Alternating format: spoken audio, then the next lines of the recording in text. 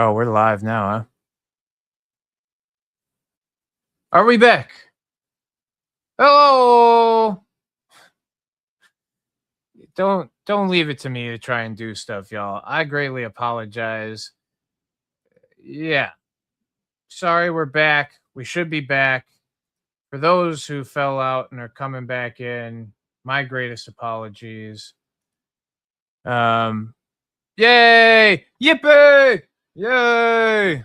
Sorry about that. Yeah, and I'm still trying to figure my life out. So, um we have our friend Dr. Danknugs in. I hope you all were at least able to hear me talking to Doctor. Bingo. Okay, we're back. We're live. Top chat, live chat, something like this. Let's just see what happens. Sean Whitney, welcome back. Thanks to all my friends. Sorry for not knowing how to use the system. I was just trying to get all my settings set back up. Um, Aaron, you want to drop that back to Dr. Danknugs whenever he shows back up. We will continue this great conversation about Ohio. There is a lot of perspective here that actually is worth one, he's local to it, but uh culturally speaking, it's kind of shit, you know? Where is oh thank goodness. I got a little same link. Oh, okay. Same link, Doc. Might not have even ever had to have you leave.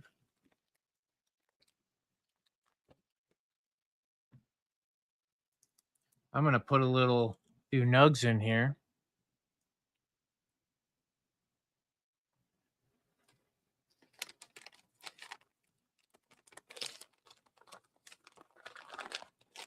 And I will work more on making sure this doesn't happen again. Oh, friends, new stuff, new buttons. I like the call in thing.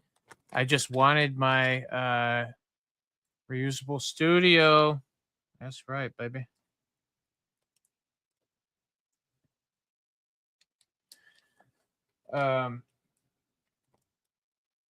Anyway, we should have Doc back in here in a few minutes. There we are. My man. I'm back. Welcome back. Hey, It's working. Ooh, reusable studio. I like that. Yeah. Yeah, he says I pay. I don't. Yeah. If I don't have to, I won't.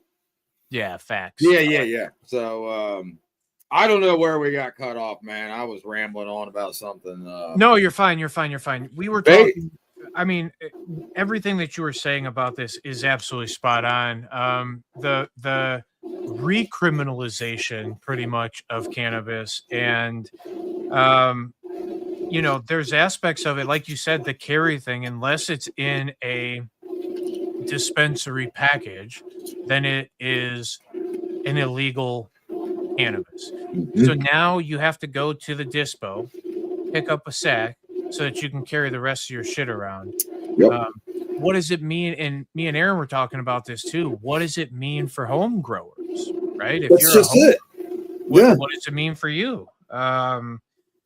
You know, and even where Aaron and I were talking about it too, in 2017 to 2020 in the state of Illinois, it was literally the same thing, right? Until, or from 2015 till 2020, whenever they made adult use. If it wasn't in a state package, it was written in the law that you were going to be held accountable for. And a lot of us just went about getting a state package and then carrying whatever cannabis it was, and who's the wiser then. But exactly. A few of the things that kind of feel weird to me is the organ transplant situation. If you are a cannabis consumer and you're recognized as a cannabis consumer, now you don't make it on the list for organ transplant. Oh, really? I didn't hear that one either. Yeah, it's what and Aaron, you can jump on and correct me if I'm wrong, but I'm almost 100% confident that that's what's going on. I don't know who the hell would want these organs when I'm done with them, anyways. Well, touche. But Yeah. Well, but that's still ridiculous. And another thing I heard the other day was before cops could only, like, if they came up and smelled green weed in your car, it did not give them a right to search your car. Now with this law, it does. Oh, it's dude, not just burnt. It's green marijuana too. They could smell, like if you drop a bud on your floor, they smell that shit or something. Yep. They can search your car. It's crazy, man. There's so much more in it. Like, you'd have to look it up because there's just so much. They wrote so much in there. It's ridiculous. Yeah. It's also like professional licensing. A lot of people get licensed professionally. Medical doctors, teachers. I mean, any of those people now could be affected by this new interpretation of the law, and again, like you said, signed into effect at 1 a.m. Like what is that shit? Kind of feels strange.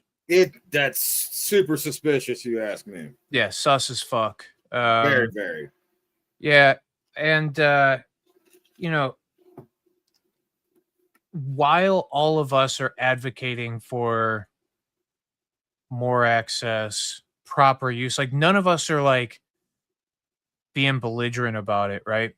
You, me, Aaron, Cole, Ganix, fucking all of those cats, like everybody is literally trying to be a positive advocate for this thing.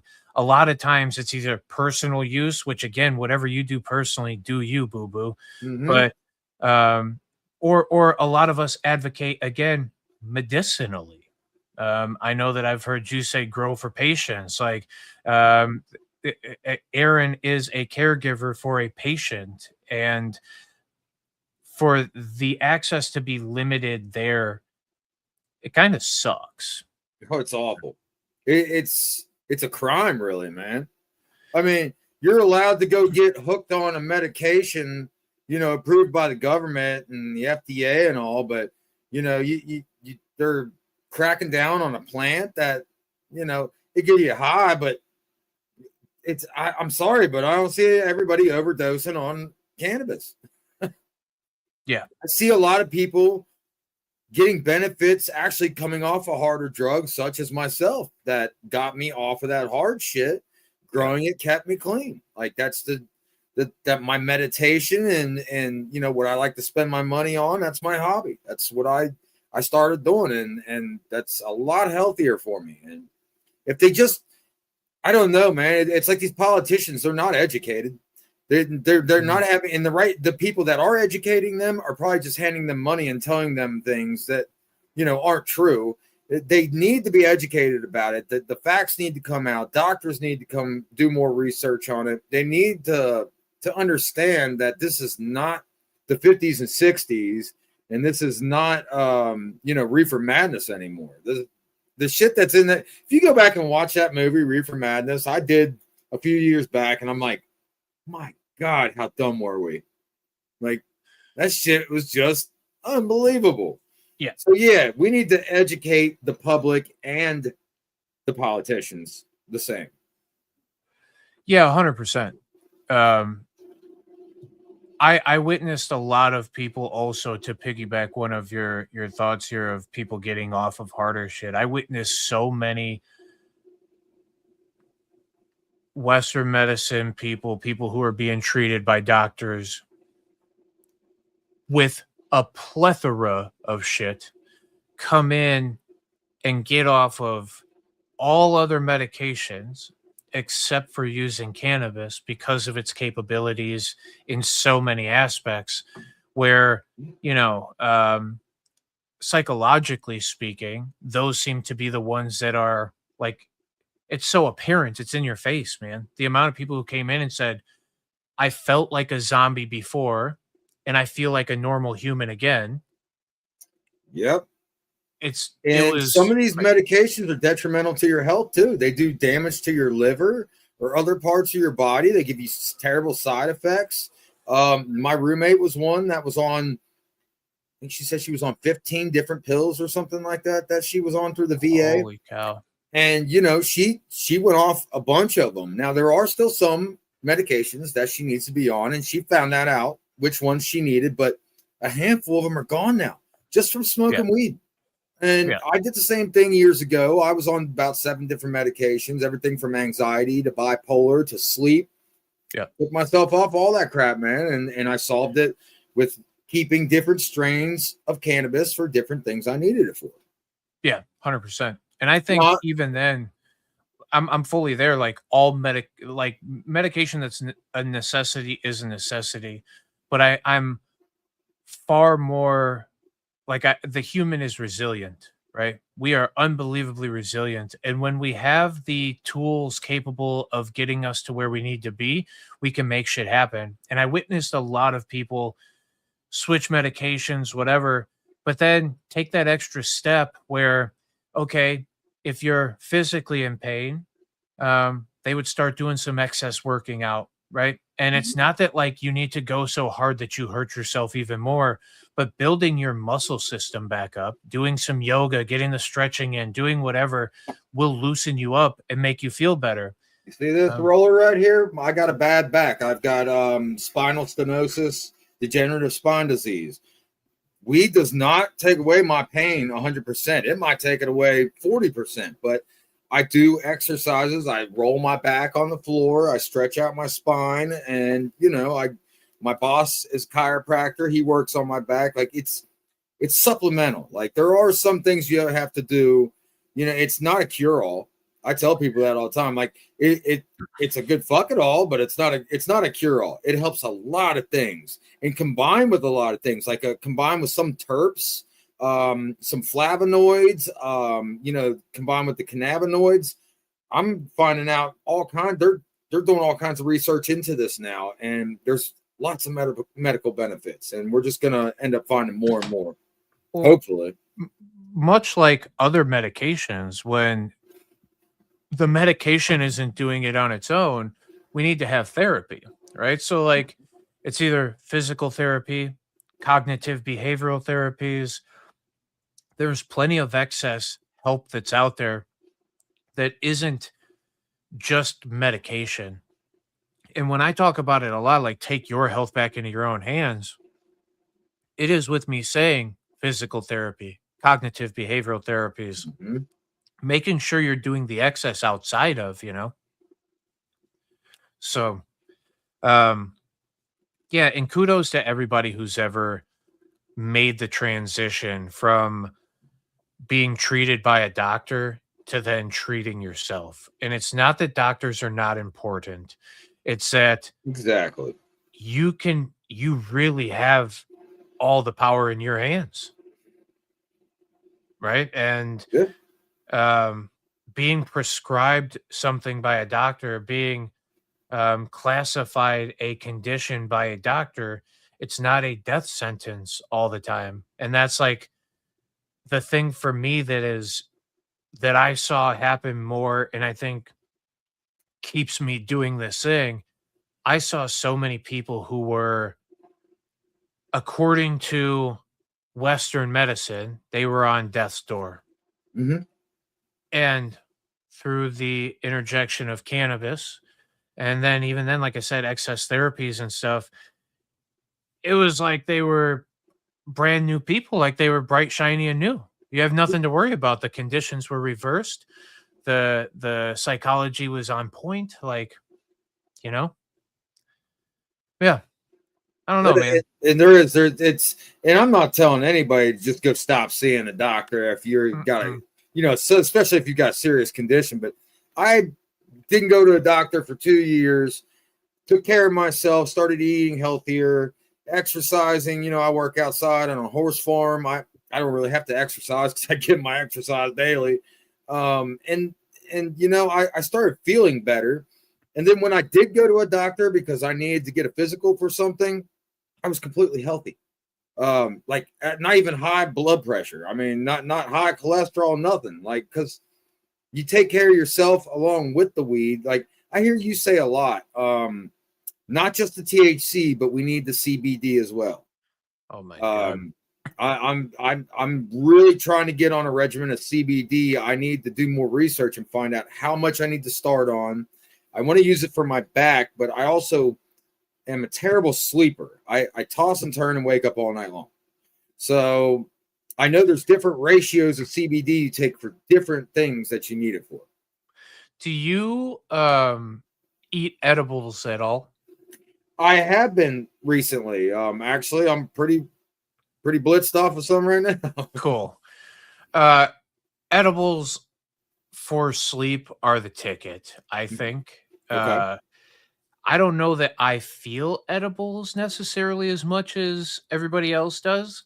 But when I use them, I smoke kind of ish right before bed and I smack the edibles at the same time. And then I'll go brush my teeth and shit, whatever, get fully ready, take the contacts out.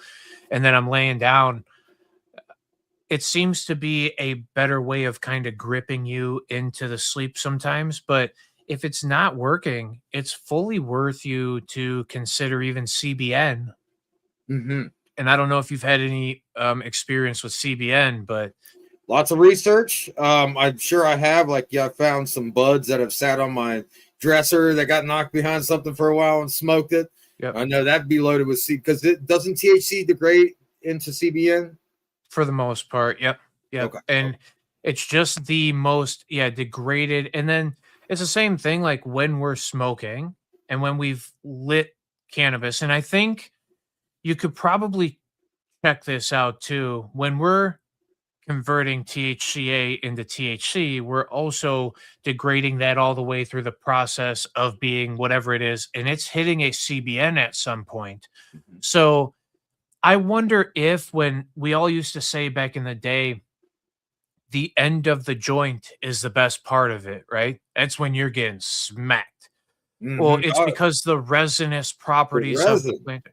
Right. Mhm. But that resin would be because we've already activated through Delta 9 and THC and we've ingested whatever. I wonder if some of that resin doesn't sit behind as a higher CBN content, I see what right? you're saying because it doesn't burn off right away. Correct. I So, like that. I like that. you know, um, I'm not like as privy to again maybe that side, but I'm quite confident that through the process of combustion, we are definitely um we're definitely converting in through CBN. Oh well, I tell people that I got a volcano that I smoke out of quite Yeah. frequently because I don't burn inside the Yep. apartment. Neither And do it's I. too damn cold to go outside. So Yep. I smoked the volcano, and not only can you really taste the terps of the different kinds of buds that you smoke, but at different temperatures, you're getting cannabinoids that are burning off when you're smoking it and burning it, combusting it. Yeah. So you can get a different high off the same bud smoking out of that than you can smoking out of a joint. It just depends on how hot you're getting it. That's why I love the volcano because I can adjust it very low, Yep. get a small amount of smoke in that bag, but get that full flavor. Yep. Or you could just burn it up and fill that bag and get big clouds of smoke and it get you high as shit. So there is definitely a difference. So I think there's something to what you're saying. Yeah. And again, like I think no, Delta 9 turns into CBN, Frank, Mr. Levy. But yeah, it's a because there are so many cannabinoids and they occur at different points throughout, like it's pretty much a degradation process of like one molecular chain that like kind of breaks down on itself or different pieces fall off and then that's what different cannabinoids are. And I think when a lot of people are trying to find it in its essence, where we're going, okay, give me CBN, maybe everybody's like, well, then why don't we just have CBN flower? The plant as a whole is all of it. I think that's why we say entourage effect, right? Mhm. Like it has terpenoids, it has excess cannabinoids. It goes from CBC rich or CBG rich through the CBAs and the THCAs, and it goes all the way through this molecular breakdown. And even then, there's multiple different cannabinoids that exist within, the plant as well. So like there's so much going on, um, that the entourage effect makes sense and why everybody just enjoys this thing. But what I've been trying to tell everybody from what my experience is when we've been able to separate out cannabinoids, the feedback heavily from a medical customer base, um, was that certain things did certain things, right? And it was marketed as something, but it was okay. Sativa's marketed as something, indica's marketed, CBN, whatever.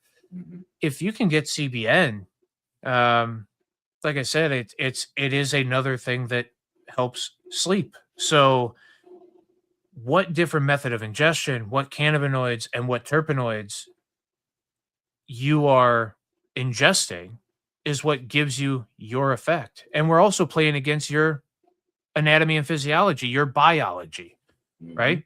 So all of these things intertwining for it to be a direct science, like I think people keep saying, like, let's study it more, let's study it more. We're not there yet, Mm. but the science is there enough for us to go CBN is going to help you with sleep. And it is a great sleep agent. I myself, Yeah. like, bro, there was one time I had a bunch of CBN gummies because I was like, edibles don't affect me. And they really don't a lot of times, but They I don't had on a me sometimes too. Dude, sometimes I'll eat a half a pack and I'll be good, and then I'll eat a whole pack and I'll be just messed up beyond like uncomfortable messed up. yes. It's Yep. weird. It's very strange how that works. And I'm the that is same way. yeah, that's why I think maybe too I don't mess with edibles as much. Like drinks, oh my god, dude. I don't know if you have had any access to any cannabis drinks at all, THC. Holy cow! It's just a different method of ingestion, and maybe my body's better at absorbing the liquids, where maybe yours is better at absorbing the solids, right? Or Right. I absorb chocolate better, and you absorb gelatins better, or pectin, or all these other variables that are at play at it. How are we digesting it makes a massive difference. So He says my edibles are sus. Now they are distillate, but they are good gummies. I yeah, must admit. Yeah. well, Motor but City Cannabites. I don't know. My yeah, dude gets them from he gets them from a like a retailer. yeah, Just my plug, but yeah, he yeah, gets pretty good stuff. Now I do prefer the gummies that are full spectrum. yeah, I don't care for now the distillate. These are the ones that'll get me really uncomfortably high if I take too many. The full spectrum I really like because you do get, man, I don't know. There's something different about getting high and that entourage effect along with the THC. Like you have to have both together to have a good high. I have been absolutely so like rosin gummies is like kind of the new thing. They sell it as a more premium edible product. But when you use rosin, there you go. I get blasted off Yeah. 25 milligram I rosin love them, gummies man. right But they're there. so hard to come across around here unless you want to pay like $60 for 100 milligrams at the dispo. I'm not doing Yeah, that, dude. you're probably. I mean, we're seeing out here 20, so 20 used to be the standard for 100 milligrams in Illinois. Like everything didn't matter what it Maybe came it from. is right around that. But I And you're, mean, it's but rosin's always more. oh, it's well, Everything rosin is more. now our distillate gummies out here, you can get $8, $10 packs, 100 milligram distillate gummies. Do you guys have 100 milligram package limits out there? Do you know? I don't know your market as I well. think they are 200. Yeah. Okay. I know one of the dispensaries have one that was like a big jar of gummies. But I don't know if they do that anymore. And like I said, with this Senate Bill 56, like who knows what the more regulation. Another thing is no concentrates above 70% THC are allowed to be sold in the dispo in Ohio now. Yeah, dude. And like, so that's an Telling you, man. interpretation. Well, so like everybody will then the interpretation there is that there has to be more product, pectin, chocolate, whatever, that is more than 70% of the makeup of the thing. Because you can twist every word, dude, right? When you say 70% THC, now you're saying, okay, well, the distillate products that are 90, 100%, whatever. Mm-hmm. But can we thin that out enough so that inside the gummy it's diluted? You know what I mean? There's a weird walk around, but for you, that might even be better because that avoids the distillate being such a regular thing, right? Um, Distillation's not a bad extraction process. I don't want to smoke distillates, but No, I will not. Only in no, gummies. but to a bingo to get a raw extract of something. So distillate can be equated, if you ever drink alcohol, to like Everclear. Grain Right? alcohol. Bingo. That's exactly what it that is. potent shit that's going to get you to the moon. So everything from that, from Everclear all the way to Miller Lite, exists, dude. Everything in the whole alcohol spectrum, you've got shit that costs $1,000 a bottle, $10,000 a bottle, and it might be because of aging or whatever. We go, oh, it's because it's aged. Well, that aging brings out different notes of the thing. It makes flavonoids come about. So there's different aspects of why it might cost more. And for all of us, like to have something 90% or above or whatever the distillate process is, distillation is very good where you can just scrape all trashy cannabis material away from the product and you're left with a soup of gold, right? And it's very THC rich. Well, if you want to get even further into it, you could put that into a centrifuge and separate the terps from the diamonds and have 99% THC crystals. So. Yeah. Well, the other, I mean, if you're good at extraction anyway, depending on what you're doing, a lot of these places are separating the terps out of it and only leaving behind as raw without fully isolating it where it becomes an isomer and then it's a crystalline form of it. Because and what you're seeing left inside of the plant is like a little bit of plant fats and lipids that might be left behind, a little bit of excess cannabinoids, terpenoids, whatever. They do leave a resinous thing, right? I mean, the resin of the plant is what we're trying to extract at its fullest and its purest. And then we're refining it out where we're only trying to take the THC from it because we're trying to make THC rich edibles or whatever. But at the rate of 70, oh, nice. Is that a temple ball, dude? Or is that that is a bubble hash ball? Yeah, brother. That's stirring nicely. I got 2 of them like that. So, dude, yeah. That's what I'm talking about. I love concentrates, and for Ohio to do some stupid shit like that, I don't like it, man. Well, yeah, the 70% thing, it sucks. It's so dumb. All it does is make it rougher for a production person to represent the product cheaply or whatever. Because I would tell you, most things that aren't heated, so like your waxes and your live resins and your things of that nature that aren't heated to extract, they don't have THC in them at all. You know what I mean? Like it's all THCA content. So yeah, I don't know how, like, once you do that, if you just heat it up and convert it, yeah, I don't know, dude. I'm also not in the labs of places per se. I've been in plenty of them. They're really cool. I've done some experiments on my own, like when I would get like dabs from my dude, and it was like a crumble, and it was hard for me to like put on the little, the little dab spoon and hit it because I was hitting it with a torch, old school.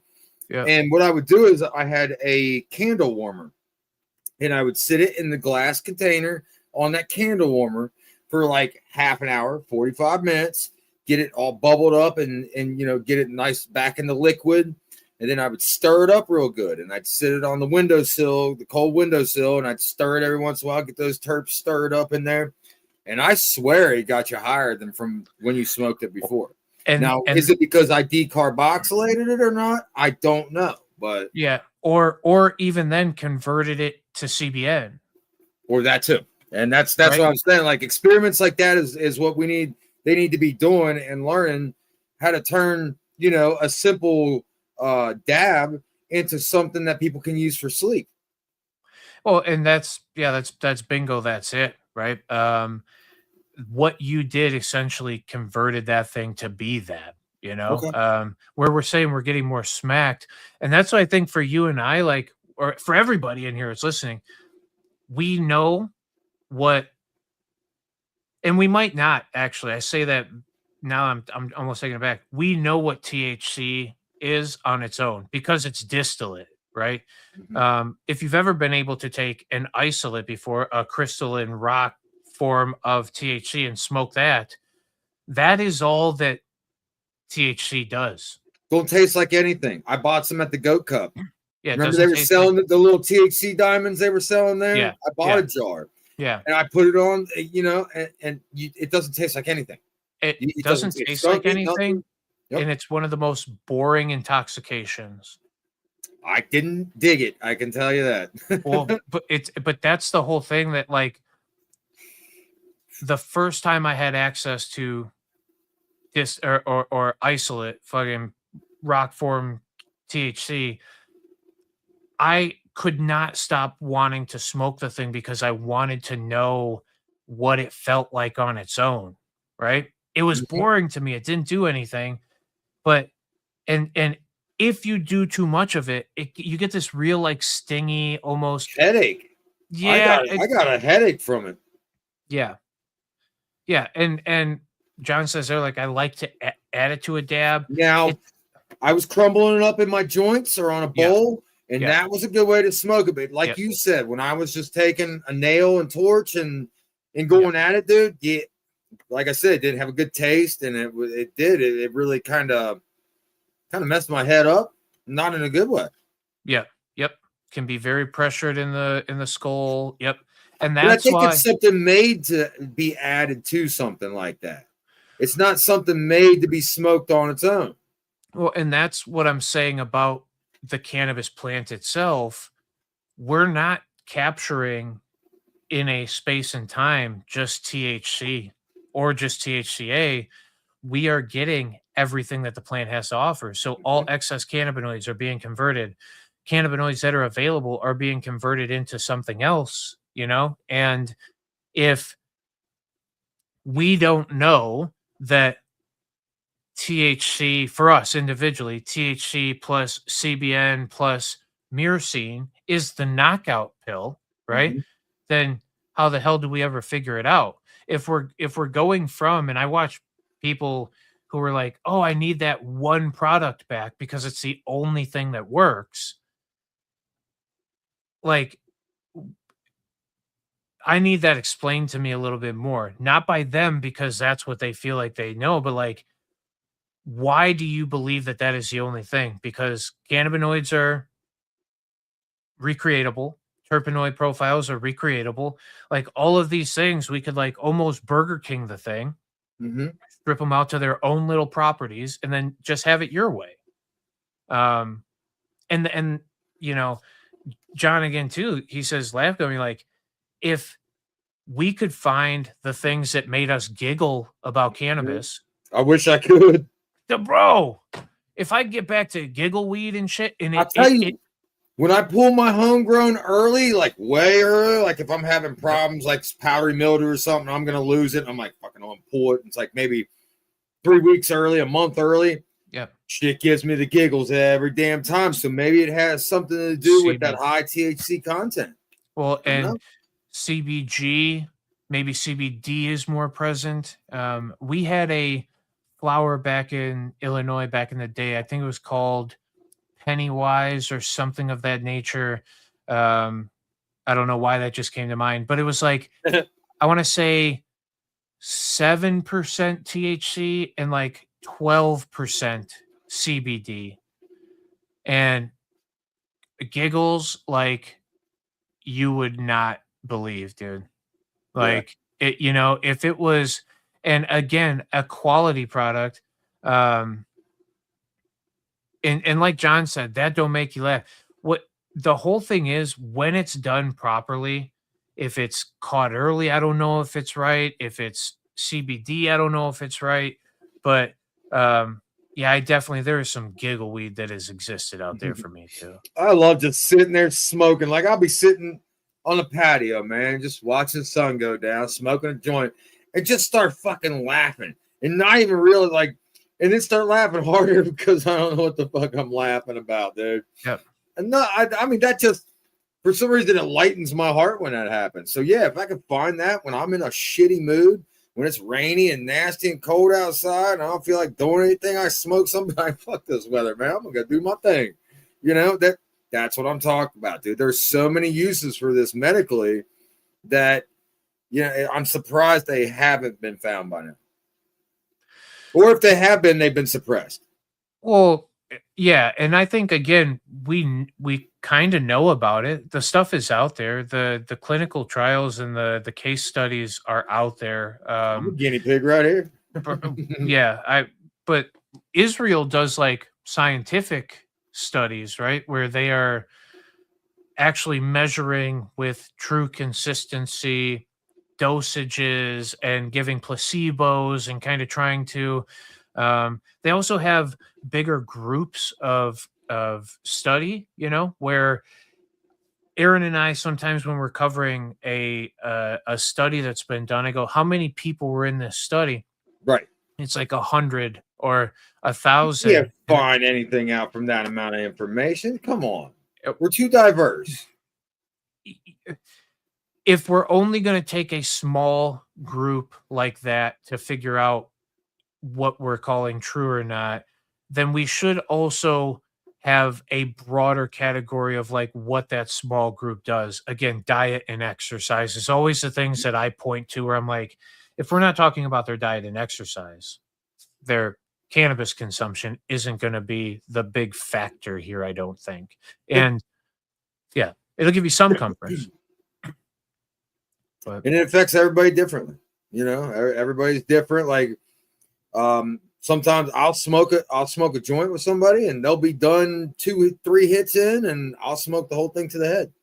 I mean, you know, everybody's body reacts to it different. I know I need more than some people because I see that when I smoke with people. People are like, I'm done with that, man. I don't know how the hell you're still smoking. And I'm like, because that's what I do. And then there's tolerance. You know, I keep my tolerance at bay. I don't always smoke dabs. I don't always smoke flower. I cycle throughout the day. If I'm having a shitty day, I'll mix some dabs in with some flower, smoke it in a blunt or something. But I don't just smoke dabs because I've done that before. When I had to go to the dispo and I didn't have very much money and it was expensive, I was getting dabs because it would get me high off a couple hits and it would last me longer than flower. But the problem was when I was smoking flower, I wasn't getting high at all of it. So you got to regulate that because it is a concentrate. And we will build up a tolerance just like anything else in our bodies. Like that experiment you did where you stopped for a month, man. Yeah. Props to you. I couldn't do it. Yeah. But it was neat seeing you do it, man. It was really interesting following that. I followed along quite closely to that. Yeah, I appreciate it a ton. I you know, I think even for just intoxication tolerance breaks, which are, you know, I mean, 24 hours, I tell people if you can literally just not smoke for one full day, Mhm. wake up in the morning, go to bed at night, and then the next day you can smoke again, you're fine. You will see a slight reset in your tolerance. Oh yeah, Oh, yeah. for Give it sure. 72 hours, and you almost have a full reset of, tolerance, whatever, So it'll get you smacked. Even if I decrease it, like I'll notice I'm smoking way too much. Like, and I'll consciously make an effort to cut back a little bit. Like, I don't need to smoke right now. Like, I want to, but I don't need to. My body tells me when I need to smoke. And when I decrease that, I notice I start getting higher for longer. And, it's just, you got to know your body with this Yeah. plant. Like, you got to know what your limits are. Like edibles, man. I've taken a few too many edibles, man. It was uncomfortable. I was laying in bed, man, like, like make this go away. Like this is shitty. And you just really gotta do your own research on it. Like I said, you gotta treat yourself like a guinea pig, kind of. But the cool thing about this plant is you're not gonna hurt yourself. You might feel a little uncomfortable, but you're not gonna kill yourself, you're not gonna hurt yourself. You're just gonna learn a little bit more each time. Just don't overdo it, man. You can always add more. Just I know a lot of people like to get a kick out of giving somebody a couple good rips of a dab when they've never done dabs before. I was one of them that did that and almost ruined the experience for me. I got too high and was sick. And, now when I do it with people, I'm like, here, take a small hit because it's like taking a joint to the head in one hit. Yeah. It's kind of funny watching your friends do it sometimes to some people. Like, if it's a friend of yours, like, yeah, he's going to get super stoned. But new smokers, I don't like to ruin that experience for them, man, because you can't take too many gummies. They're not going to like it, man. So, and then they're going to, have that viewpoint on it. Like, oh, man, I didn't like that. It made me feel bad. So, yeah, just take it easy with it. Yep. I absolutely couldn't agree more. They always say low and slow. That's kind of the moniker of the cannabis industry. Everybody likes to say low and slow, but um, yeah, I'm I think also too. I think back to when we were first initially smoking. I don't know how long. When did you start? Man, I started back in high school, but I smoked like 7 joints before I finally got high off a 3-hose hookah with my buddy and his brother. Yeah. It took me, I almost gave up on it. Like my buddy's like, come over to my house. So I got this hookah, brand new hookah, come smoke. Dude, I got stoned to the bone. We were making techno music on drum machines and shit like all night long, man. I crashed on the couch and man, I was like, yeah, I'm hooked on this. I love this shit. Yep. So it's been a while. Well, and that's I think that's really the I think back all the time, and I don't know how long ago was that. Oh shit, you're talking 2000? Okay, 99? so and you probably were smoking sticks and stems weed back then too, right? Occasionally we'd be lucky and you'd come across some kind bud. Yeah. And when it happened, that was always super nice. But man, you treasured that shit. You smoked bull packs. There yeah. was no joint smoking of that shit. Oh, hitters even if $50 an eighth, man. I mean, who could afford like dude, 60 the whole way up. Doesn't matter. No cuts anywhere. The guy only gets 1 ounce of it, 2 ounces of it. Dude, yeah, that was. I would get an ounce for $3.50 and sell it all allegedly, and then get a free eighth for myself. that's how we did it back in the day. That's how I afforded to smoke that shit. Yep. Mm-hmm. I think a lot of people can, be part of. I mean, I individually was that, right? Like, I remember the first time I went into. It was at a high school football game, and I had bought weed before a couple of times from, buddies, older brothers, the guy down the street, whatever. We had a couple of connections, but in high school, met this kid. He says, "Oh yeah, I can get you some weed." I said, "When?" He goes, "Right now." I said, Mhm. right now, we're at a football game in high school, there's no more, like, we're in a stadium, bro. Don't do that. And he was like, no, we can go to the bathroom. I'm like, all right, whatever. And so like he was in one stall, I was in the other stall, obviously, whatever. I passed him the $20 under, he passes me the bag back. And I remember like looking at this bag of shit and I went, bro, for $20? I've been getting charged like $20 for a gram, bro. Right. You know what I mean? So then like I was like, yo, yo, yo, hey, what's up? If I had another 20, can I get twice that or, another one of those? He goes, oh, actually, I'll give you even a little bit more. And I was like, hold the fuck on. So yeah, I spent $40, dude, and sold a couple of grams off to friends because that's what was going on at the time. And I had this fat bag still for free, and yeah, I kind of started a bad little kid for a while, but Yeah, and I remember the memory that comes back to me the most is when I was in college. I went to Hocking Hills, Hocking College, and it was beautiful down there. I mean, the first day I was down there, we went we went exploring caves and rock climbing and shit. Like nice. just absolutely amazing. And I was a big drinker back then, and I was buying alcohol from this guy in the dorm next door whose name was also Corey, which was weird. And I had these guys ask me, "Hey, can you get some weed?" I asked him, I was like, "Hey, get some weed?" He's like, "Yeah, bring me $50." God damn, man! I was like, it's like twice as much as I was paying back home, but it must be college town price or something because OU's right next door, And I'm like, all right, cool. So I give him the $50, and we go on this doobie cruise throughout the woods and shit. And I give it to my dude, and he packs it. Dude, where'd you get this kind bud? I was like, I don't know. What kind is it? What the fuck kind bud was, dude?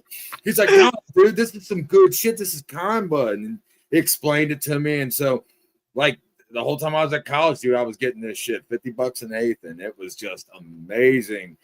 And I got spoiled off of that. So when I did branch out and start, getting rid of some myself, I always kept the good stuff on me. Now, I always had like the lows, the mids, and the highs. But I mainly kept the highs for me because not many people could afford that shit. They're all just like, give me the cheapest thing you got. Give me whatever will get me high. I've always been a connoisseur of the best stuff, man. You got some sour diesel. I smell that shit in your pocket. Give it to me. Yeah. And the nostalgia shit, man. I think about some buds from back in the day, and it makes me as like nostalgic and happy as just about anything there is. Mm-hmm. Yeah. I mean, blue cheese was one of them. We had a G13 that was coming through that was out of this world. The super silver haze that we had was out of this world. But yeah, dude, like, and then there was this one time where, what was it called? King Kush or uh, I don't remember. It was a Kush that we were getting. Master Kush was what it was called. I just got done growing some of that this summer. We were getting this Master Kush back in the day, and it seemed like everybody was. It just became like the norm of like what was around. Bro, I would pay a fucking arm and a leg for some of that old Master Kush now. You know what I mean? Like, right, dude. That's skunk number one. That's bro, the first plant I ever grew, man. And I swear, yeah, I could get that shit back. And that's what you're like you said, though, it's nostalgia thing. Like I can smell, like I when I'm growing something, and like I grew some Chem 91 over the summer.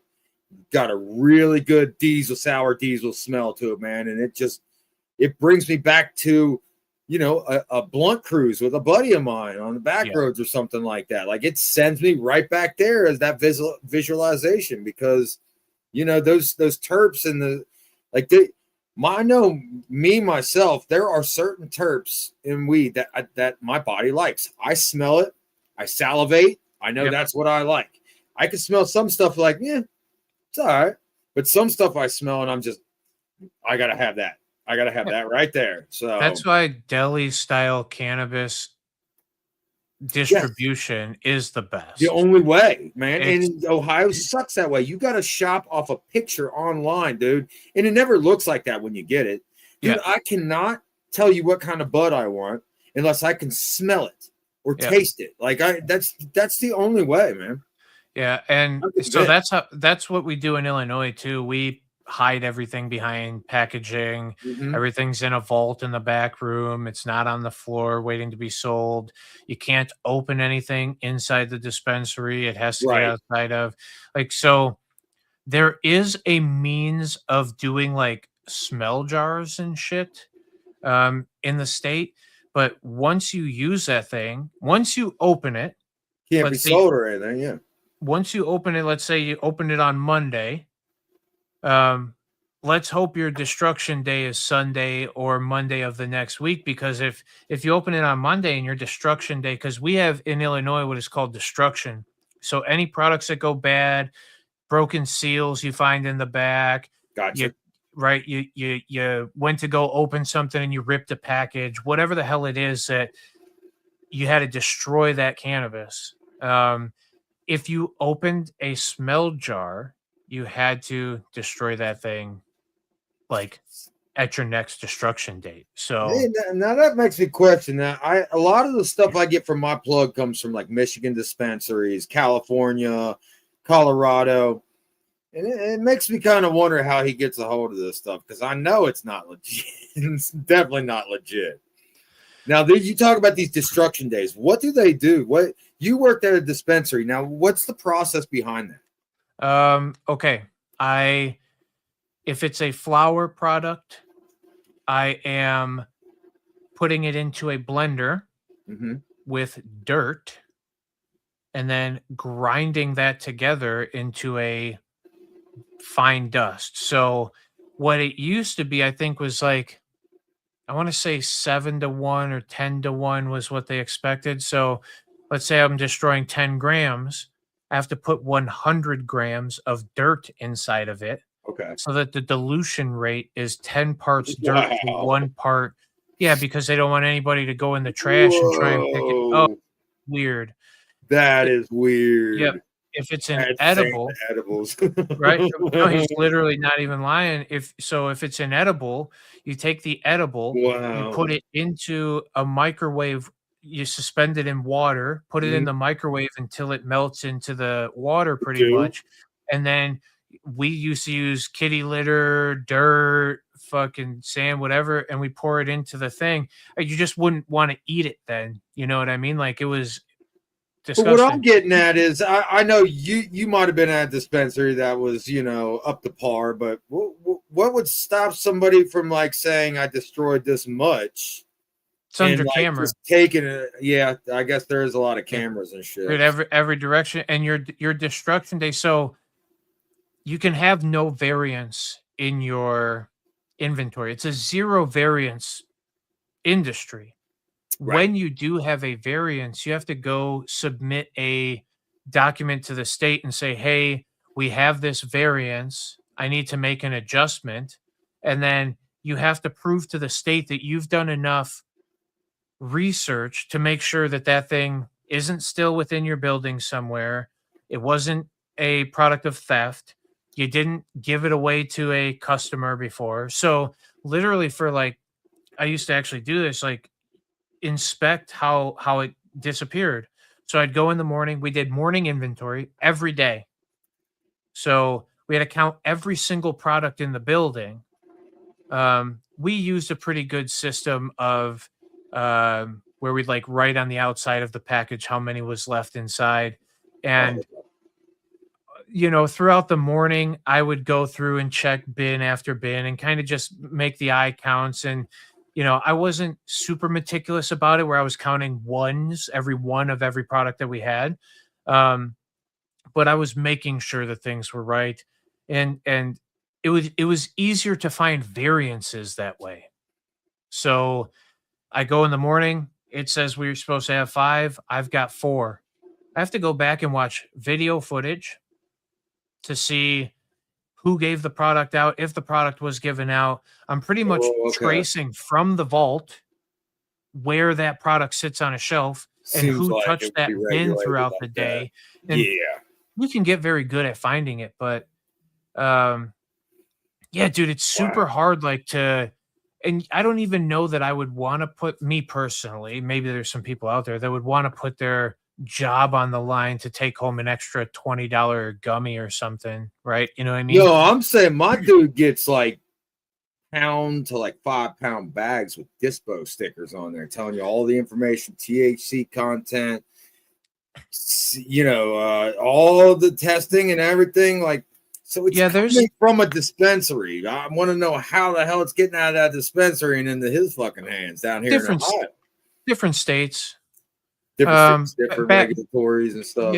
yeah, backdooring it, but also too, it's the same thing. Like, I mean, it's just fake packaging. Right.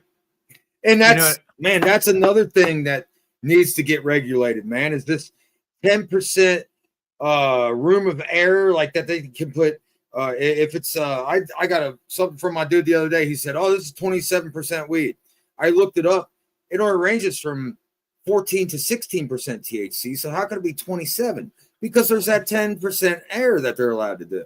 yeah, and it's And also not yeah, only that, but the like some of these things that they say are sativa or hybrid or indica are not what they're saying, man. The sativas that I'm getting are not giving me the sativa effects. Now, when I grow it, they do. So how come when I get it from a dispo, it doesn't? well, because the way that they have to cure and process things, remediate if they're doing that also, is pretty much degrading terpenes through the process.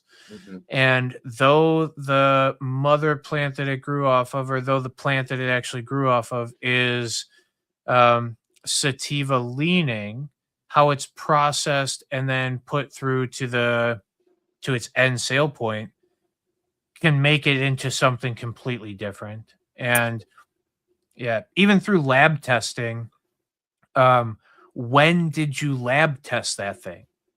How much longer has it been sitting out where it's exposed to oxygen because that is naturally degrading it, where it's exposed to light, that's degrading it, where it's exposed to temperature change because that's degrading it. So Right. like all of these handling processes, and in Illinois, like we nitrogen pack a lot of shit. So they'll just spritz a little nitrogen in there because nitrogen's denser than oxygen. So it ideally keeps the oxygen out of it. But what does that mean for the end product? Well, not only that, but that nitrogen, some of that oxygen is needed to break down some of that chlorophyll and shit. That's what I wonder about that cryo freezing the weed as soon as it comes out and shit like that. Like, when I dry my weed, like it's still got chlorophyll in it, and that breaks down, the oxygen breaks that down and it gases off. Yeah. How can it do that if you're hitting it with that nitrogen and putting it in a packaging? Where is that going? It's keeping that nitrogen in there, it seems like, right? Yeah, 100%. That's what their idea is Okay. to keep everything inside the package so that it can say, because the shit needs to stay shelf stable for a year, right? Right. According to the way that the state has it. So the moment you package it, you have 1 year from then where it needs to be destroyed. Okay. And that's also another purpose for destruction. If I allow the product inside my building to go over 365 days of shelf life, Mhm. I am forced to destroy said product. Gawani, what's up, brother? I saw what you said there too.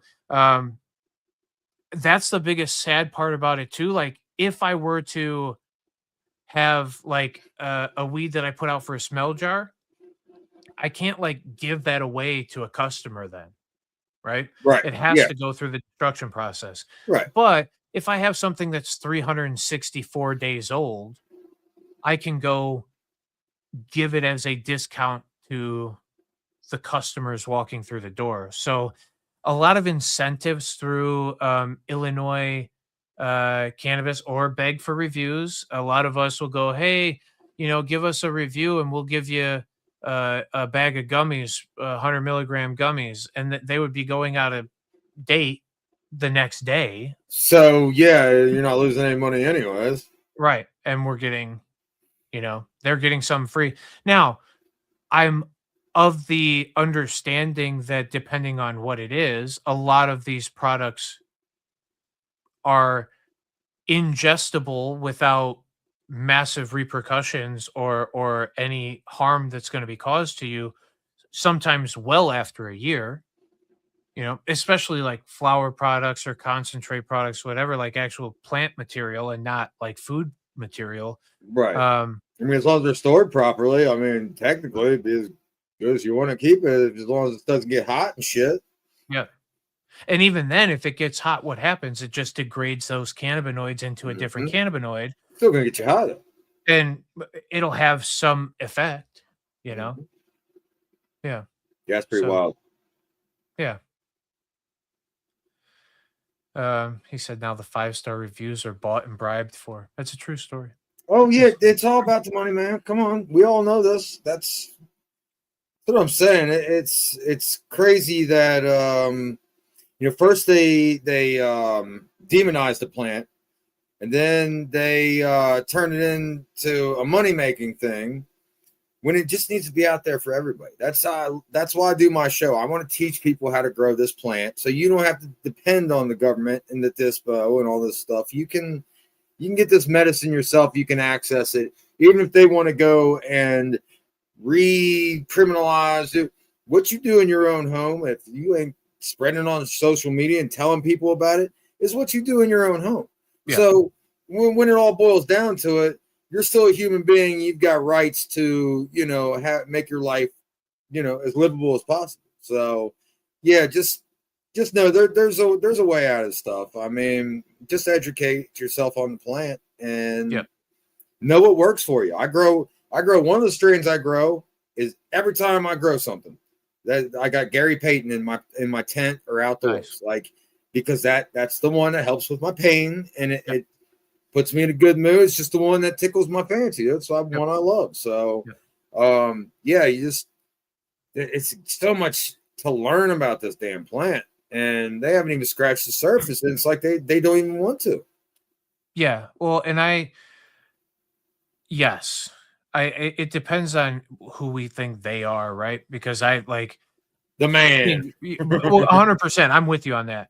But like, I desperately, to back what you're saying, I want people with medical conditions to know what cannabis is capable of.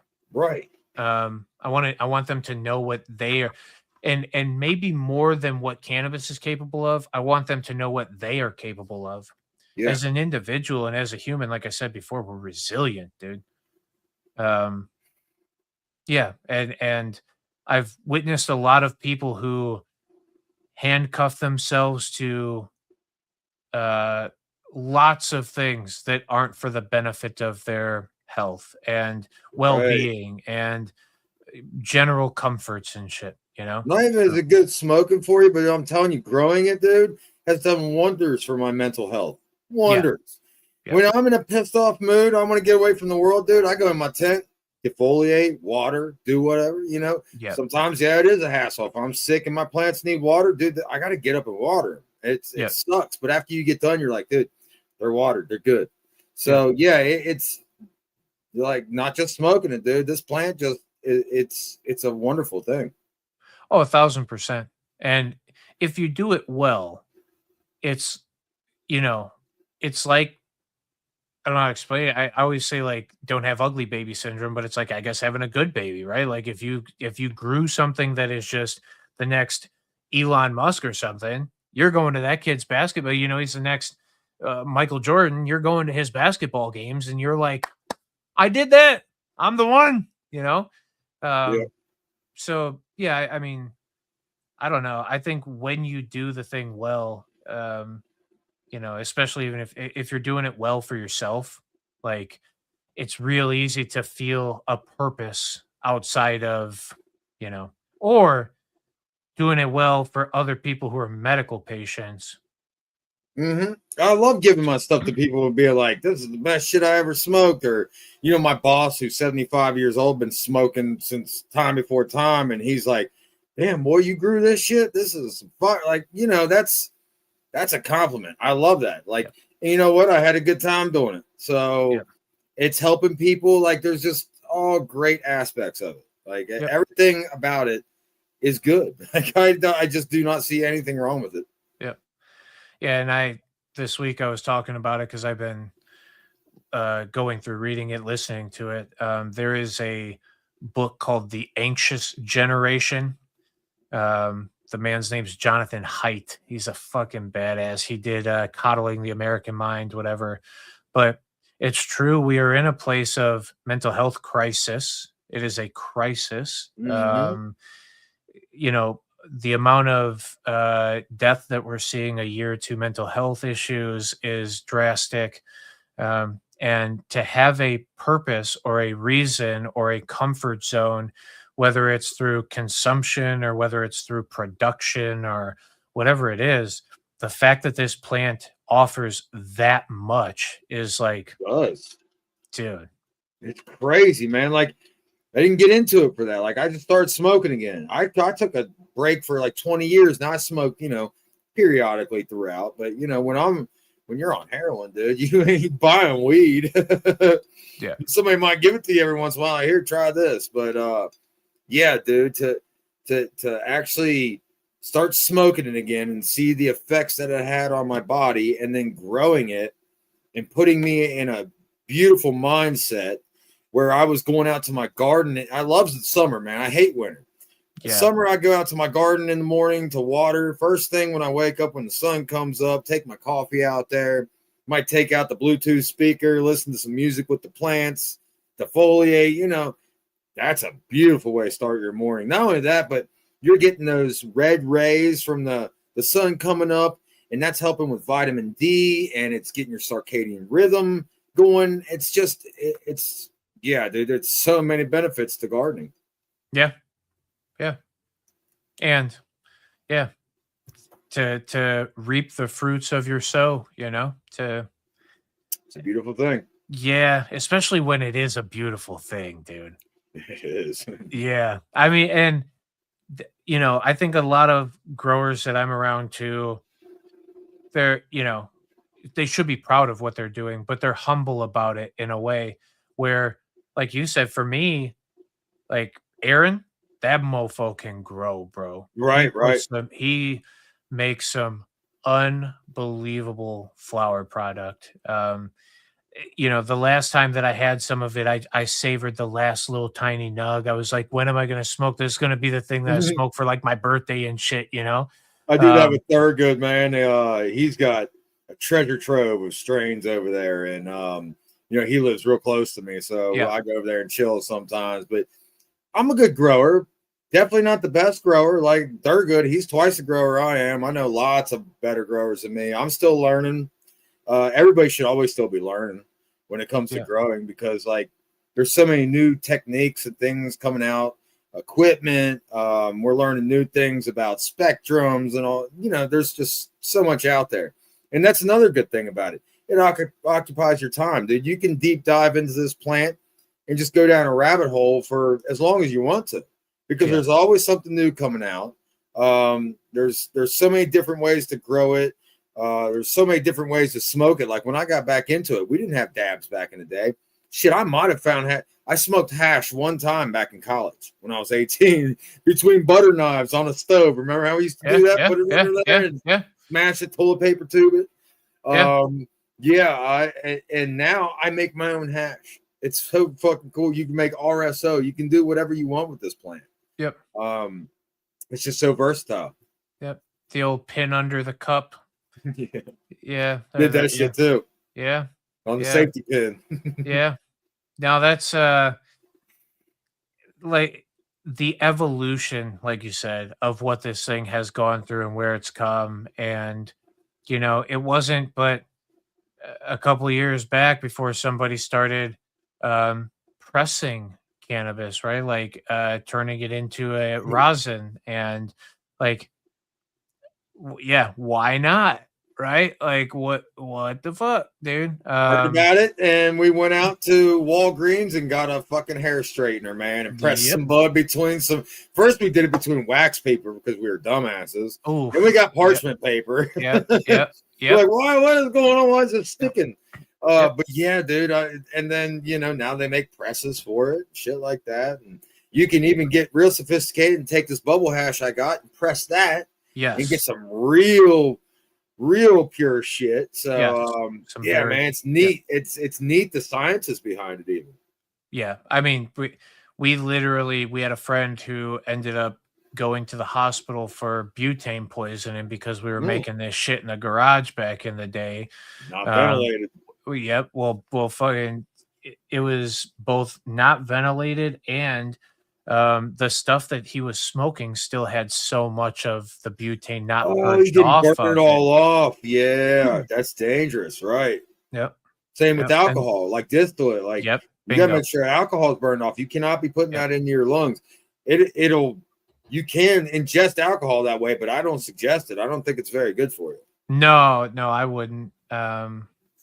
Not personally. I don't know that it's good for you. Yeah, I wouldn't do it. But yeah, no, dude, it's and even then for me, it's like that's why when I got into the space that I was in and I got to observe cannabis being used the way that it was, produced the way that it was, whatever, there were these few things that just stood out as like, that's what you need to know about this plant to make it the most effective for yourself. Because again, like, and I think I'll piggyback something that you said earlier was like, you have to kind of be your own guinea pig. um, what works for you doesn't work for everybody.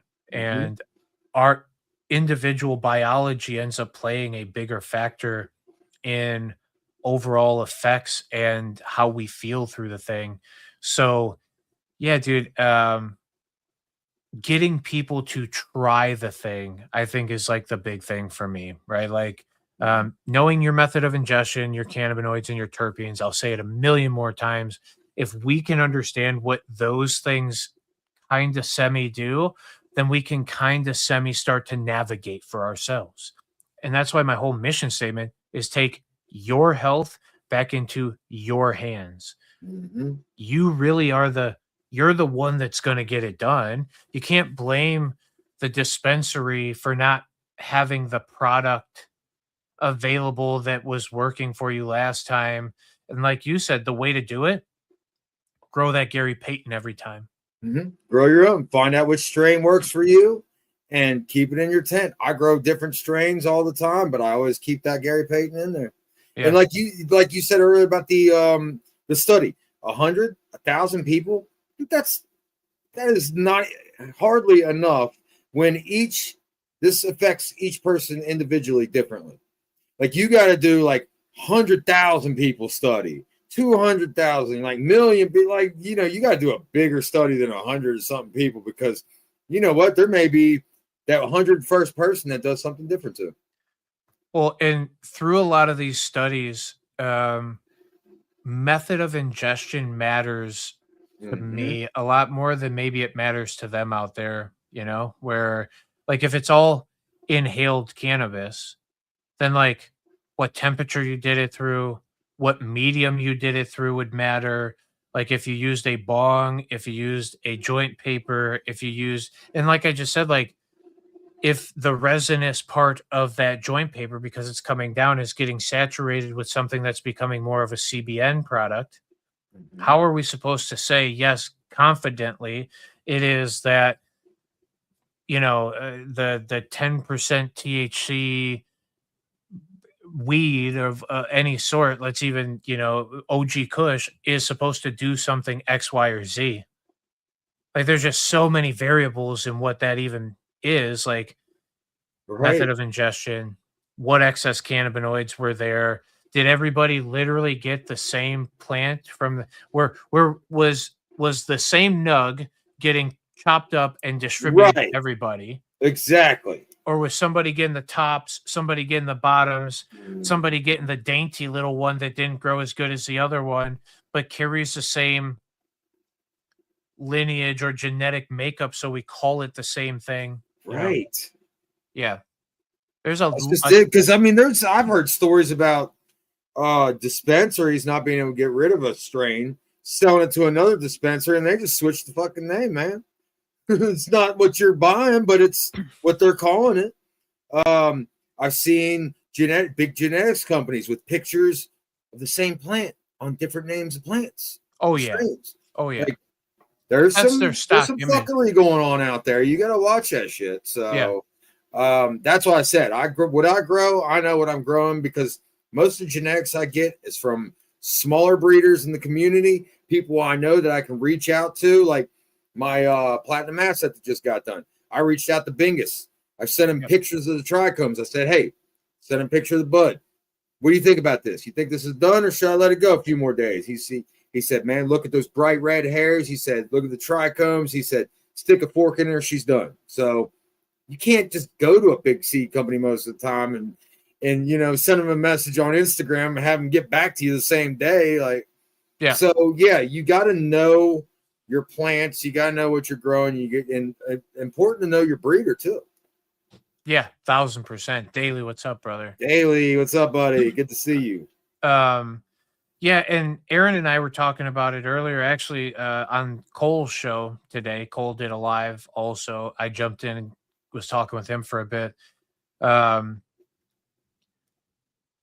They were talking about, like, what do you want seeds sold at the dispensary or not?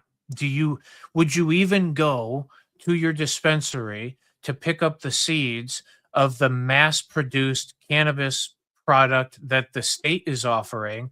Or would you rather, like you just said, know the grower, know like see an actual growing plant of it, be around the mother, know better parts of this thing than just, again, the same shit that they're doing in the dispensaries already. We're going to hide it behind a package, put a label name on the front of it, and go, here you go. This is what you're capable of growing now. Mm-hmm. And yeah, remember, they're the big companies. I'm not saying anything bad about the big companies. I mean, I've grown some great things from Seedsman. I grew some really nice things from was that MNSL seed company. They've been around for a long time, but in the end, they're big seed companies and they're doing it for a profit. Most of these guys I know breeding, like they might make a little bit of money off of it, but they're not getting rich off of this shit. They're doing it for the love of it. They're putting in time and effort. Well, no matter what, the passion that goes into this plant comes back out of this plant also. It shows. If you pay attention to your plants and take care of them, you're going to get beautiful plants. If you neglect them, you're not going to, they're not going to develop the way that they could. Put it that way. Even where I'll tell you from dispensaries in the past, when Illinois first started their market, we were getting some really good cannabis. There was some products that were coming out that was just holy cow, right? Like a beautiful product, but they stressed the fuck out of their mothers so bad. They over pushed every single aspect of it, and you can kind of see this slight decrease over time. And then it was like slight decrease to, this is the biggest pile of shit that's ever existed. Yeah. What did you do to the plant? But it's who's growing it, because the first guy that was growing it was probably the guy who had access to it before and knew what it liked, knew the nutrients that it wanted to exist under, knew the watering cycle it liked, knew its light cycles very well. Now we've put that on an automated system so that we can pay some kid $20 an hour to go in here and grow the stuff at a massive scale. Mm-hmm. And all they're doing is doing it off of a timer. The book. By the book. Yeah, 100%. And you can't grow this plant by the book because some of these plants in my tent want more nutrients than the other ones. Some want less. Some want more light. I got some leaf curling on one plant. Another one is praying right up at it. So, every plant's different. Yep. Like you're saying, you can't just, it all goes into that. Like I've gotten a 10 pack of F1s from a seed company and got 8 different looking plants out of the 10 plants. So like, you know, your phenos aren't stable. Like it's Yep. depends on what you're going for. Because I'm really going towards regs now.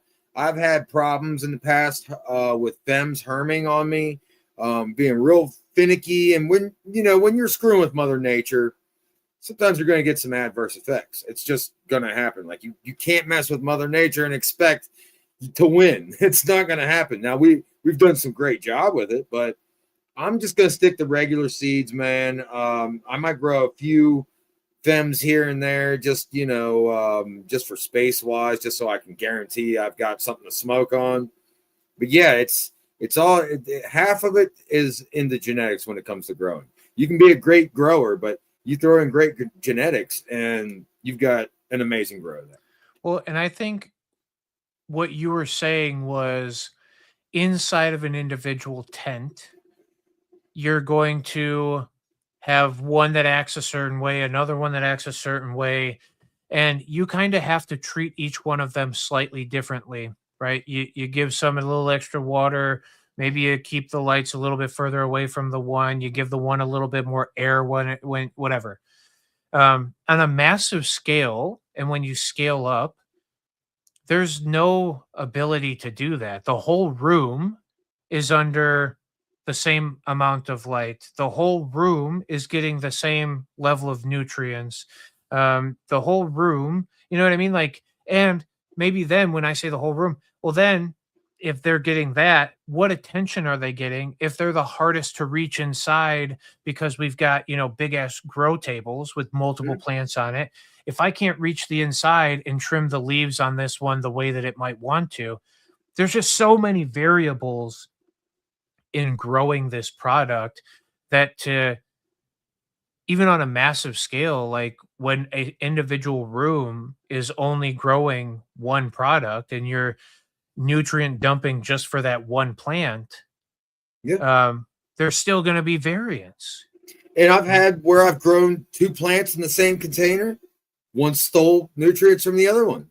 Yeah. You might have that if you're growing all those plants on a table like that. They're growing them in individual. One might not be able to take up nutrients. It might not have developed its roots all the way. Like, and then you got them taking one bud from a whole grow facility and doing a test on it and telling you that's the THC of all the lower larf buds and everything else on that plant. Yeah, dude. I don't trust the industry, dude. I can't. And not being a home grower after seeing, some of the things I've seen, I'm gonna stick to homegrown. Yeah, well, and like I said too, passion means a ton. Like when I watched people come into the industry who had a previous passion for it, where when you bring the heart, I promise you, it shows all the way through to the end product. Whether you're the grower, right? Because if the grower shows more love for the plants and willing to fight it out a little bit more and stay there with the things, you can get some quality ass product out of it. But if a kid who is making $20 an hour gets the fucking grow cycle list from the cultivation center, and they just go down the list and they're just checking, marking check boxes, the end product that you receive won't be as good. It's the same, all the way to the front of, if you come in grumpy and pissed off and angry and whatever sometimes, and you're not like really want to consume this plant, but you just do it because it's your natural routine. That's when people constantly, I'm hearing, I'm like, I don't feel this shit anymore. I don't even know why I do it. I'm like, if you approached it a little bit better, if you were a little bit more happy through the process, if you showed it some love for the love that it's showing you back, Yeah, I'm telling you, dude, these plants respond to us. They're living things. They need a lot of the same nutrients that we need. Take away from the nitrogen, but we need magnesium, we need calcium, we need potassium, we need all that stuff too. And when you mistreat a living thing, it's gonna reflect it. Yeah, 1000%. And I love what's going on in the comment section there. J Rats, my homie. What's up, J Rats? How are you, brother? Yeah, I mean, they're nailing it there. When we're growing based off of THC percentage, and you know, the states would rather you grow in this way and in this style. I've talked to a lot of people that think that they're wanting to get rid of home growing altogether. That this Of is course, they want yeah, to. and you know what is that? Is that a money thing? Like you're gonna buy our weed? Like what? Yes. Like am I really hurting your industry by growing in a 5x5 in my bedroom? Like, dude, I got If 5 you were plants in here. Come on. if you were forced to spend your money, all right. If let's assume you were just if we were all just 1000% law abiding, okay. Um, if they did away with home grow and you couldn't have access there, your plug isn't able to sell without being illegal. Well, it's the only way that you can get this stuff, dude. I mean, I'm telling you, there's always gonna be a black market.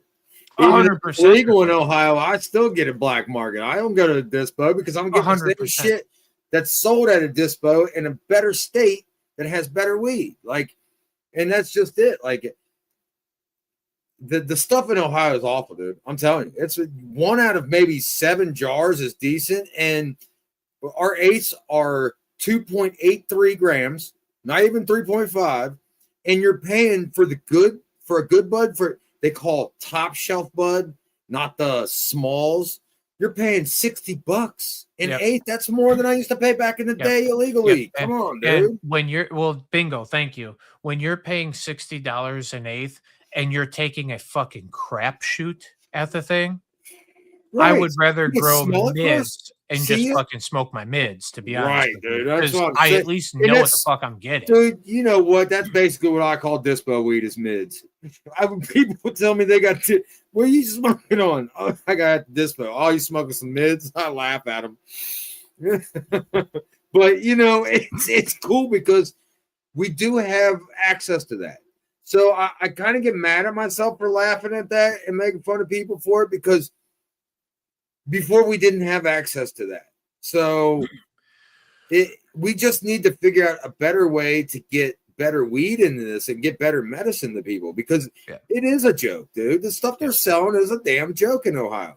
Now, I've tried some stuff from, Illinois when I was over there. I get stuff from Michigan, really good stuff. It's kind of slipping a little bit now, though. California, I still get some good stuff. Sometimes from Canada, and then Colorado also has some great stuff that I get. Yeah. And like I said, it's all dispo weed that I'm getting out of there.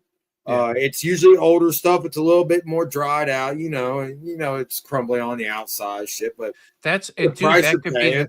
that could be the newest batch, though, bro. You don't understand. Like I'm telling you, packaged today pulls up into the fucking dispo, and like we've got some glass jars and shit that we can see through, or little plastic slits or whatever, and like you shake the thing one time and just it's confetti, dude. Dude, sometimes I'll break up a bud and it'll turn into powder. I'm like, what the fuck is this shit? Like, yes. That is. No, I want sticky bud that I've got to work at, man. It's weird. And another thing is about most of the dispo stuff is that they're not curing it. They're drying it and they're throwing it in a package, and your cure is however long it takes to get it from the facility into your hands. That's your cure. Yeah. So, and there is something to curing. I'm telling you right now, I smoke shit that hasn't been cured, shit that is cured. It definitely gets better over time. Now, there is an amount of time that you have there for it. It's not like wine where it just keeps getting better and better.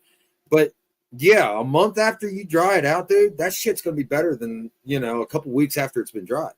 Yes. Yep. Well, and it's like you said, getting the oxygen levels right. It's burping that thing to off gas it, but to kind of let the earth come in and cleanse it again. And, but not get rid of too many terps, because correct. When you smell like the shit I'm smelling right now, those are the terps evaporating into the air right now. I'm losing some, but also you got good bacteria that need that oxygen to, like I said, break down that chlorophyll and get rid of the bad stuff that you don't want to be smoking. Yeah. So yeah, it works in tandem, and they all work together. and you have to have those processes. But yeah, it's a I tell people it's when it comes to drying and curing, it is a learning process. Like you can't, I could tell you how to do it, but it's everybody's process is different. Unless you're using a machine to do it, like each one of my dryings is like I might try it a different amount of days, cure it a different amount of days, depends on how big or dense the buds are. Like there's really no science behind it. Like you can say there is, but it really is just I just kind of trial and error. Yeah, I think too, like, again, use your nose, right? Like Mhm. once you develop the nose for a thing, you can start to kind of figure it out for yourself. Um, but that's also again, like that's the passion part of it, giving it time, saying, okay, it's not quite ready yet. Um, Comparatively to a cultivation center that is mass production to try to mass sale. So they're Right. drying it as fast as they can, right? Mhm. And Which I'm in drying it as slow as I can. I, bingo. I pull mine like some people dry there 7-10 days. Mine usually don't hang more than 5 or 6, and then I start my curing process. But I also burp mine a lot longer. Like I'll burp it 5-6 times a day for the first few days. Um, I do something like where I tell people if you think it's dry, let it dry one more day. And then I put it into like a Tupperware container or something that's airtight, and I keep the lid on overnight. And then when I come back in the morning, you can feel the moisture come back to the outside of the bud. And then I start that slow Yeah. process of burping it. And then Yeah. maybe by week 3, I'm only taking the lid off once or twice a day. But yeah, it really is. It's different in your environment, how you're doing it in jars, like how much you're doing at one time. God, man, there's just so much that goes into it. And Yeah. like Daly said, it's the hardest part to get right, because you can grow a beautiful plant and not have the right circulation, or too much humidity and get bud rot and it'd be ruined. Bingo. I have watched So some cure very processes important. ruin shit. Mm-hmm. Yep. Yeah. No, But it's dude. also part of the fun. Yeah. And that's why, too, like anybody who isn't growing yet, like I'm not a grower, so I don't like to talk a lot about growing, but um, if you're not growing yet, like understand that there is a learning curve to this thing. And the first time you make a seed turn into a plant, there is this like, aha, holy shit, I can figure this thing out. But there is so much more that goes into it. And for all of you who have experience with the plants for prolonged periods of times, I, it becomes easier for all of you to grow things. But then that's why too, like I beg all of my people who are prolonged growers to find the thing that they grow super well and make sure you do that with regularity. Like grow that fucking thing and then piggyback off of that. Um, And I you know what? There's lots of people in the community willing to help. I'm one of them. I got people that yeah, message me usually on a daily basis with pictures saying, "What's wrong with my plant?" or "What do you think about this?" Like, I'm happy to take time. Like, it might take me an hour or two if I'm at work to get back to you, but I always get back to people, and love helping people grow the plant. So yeah, I'm not the only one. There's plenty of people out in this community that you can ask questions, and they would be more than happy to help you out. So not everybody can just put a seed in the ground and grow a beautiful plant. I did. First time I ever grew a plant was a beautiful plant. Threw a seed in the old fire pit, got a beautiful plant. But that's not everybody. Some people got to work at it. And even in the indoor thing, man, I still have my ups and downs. I had trouble beginning of my run this time. I got it figured out real quick with the help of the community. So bro, you just nailed it. You were going to take the words right out of my mouth. That's the best part of helping others grow from daily homegrown. yeah, I The love it. the best part of that is the community, right? The fact that we're all collectively working together for something that isn't deteriorative. And it's not like this thing is production. If you're helping somebody grow something, you're literally helping the production and you're not taking anything from anybody. You're not, Right. stealing or raping or pillaging or causing a war, and that's like all the negative shit that goes on in the world within different groups. But the group that is cannabis, the community that is cannabis, is one that is like ever giving and ever like understanding and fucking like it's just all help and love and like sharing, you know. I say all the Yeah. time, how many times have you seen somebody across that's smoking a joint? You're like, dude, I want to go smoke a joint with that guy. Mm-hmm. I'll smoke with anybody that's Right. smoking, right? Damn straight. Yeah. Yeah, not too many times, and I don't know. I don't have the experience, but not too many times did I see somebody across the street, smoking on a light bulb where I was like, "Holy fuck, I need to go hit that light bulb with I them." need to get smoke whatever's in that. Yeah. I mean, depends on where you're at in your time. Right. I mean, but yeah, and the other thing is the community. I know there's a lot of different cannabis communities out there, but the one I'm in is that I kind of stick to most. It's nice because we don't compete with each other. We love to see each other do well. We help each other. And I mean, yeah, we've got our cannabis cups and our events like that, but dude, it just brings us together more. We're not competing out of hate or anything like that. We're just out there having a good time, and whoever wins fucking wins, dude. We don't really care. We're smoking good bud and having like the Goat Cup, dude. It was awesome to see Aaron win and stuff like that, and Chris. But in the end, we were just together smoking each other's weed and just chilling, having a damn good time. Yeah. That's what it should be about. Yep. And bingo, nailed it right on the fucking head, dude. Friendly competition is beautiful competition. I'm cool with that. But when we're sharing in those moments and what we're sharing in those moments, when somebody gets recognized as the best in that moment, that's for the rest of us to go, hey, fuck yeah, tell me what you did differently. Help me out. I do see why they would tell me yours is better than mine. Can I get mine up to par? And it's really just, all for a progression again. And everybody's real humble too. Like you'll be like, dude, this is some of the best shit I smoke. And they're like, yeah, it was all right. Like Thurgood does that shit all the time. I'm like, dude, this shit is good. He's like, I wasn't real impressed with it. I was like, get the fuck out of here, dude. This is some good shit, man. Yeah. And even some of the worst homegrown that I've smoked from people, like their first times and shit, was still some damn decent weed. Some shit I fucking like. I'm a real snob about it. Like if it's some bad weed, dude, I'll take a hit and be like, no, thank you. I won't smoke it. I smoked plenty of that brick shit back in the day, and I don't have to do that anymore. And I fucking be damned if I will. So, if you got some dirty shit that fucking, no, I'm cool on that shit. But like you said, I'll be more than happy to walk up, take a hit of it, and like, start up conversation. Like, okay, well, here, try this. So yes. Yep. And I try to, because you could be very snobby in the way that we consume cannabis. Oh, yeah.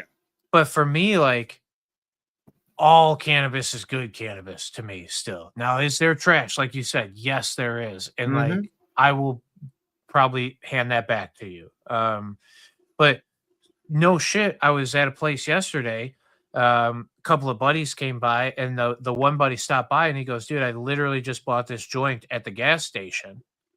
And I was like, shut the fuck up. He goes, no, I swear to God, the gas station pointed at the fucking building. We were looking at it from the window we were standing in, because I bought it from over there.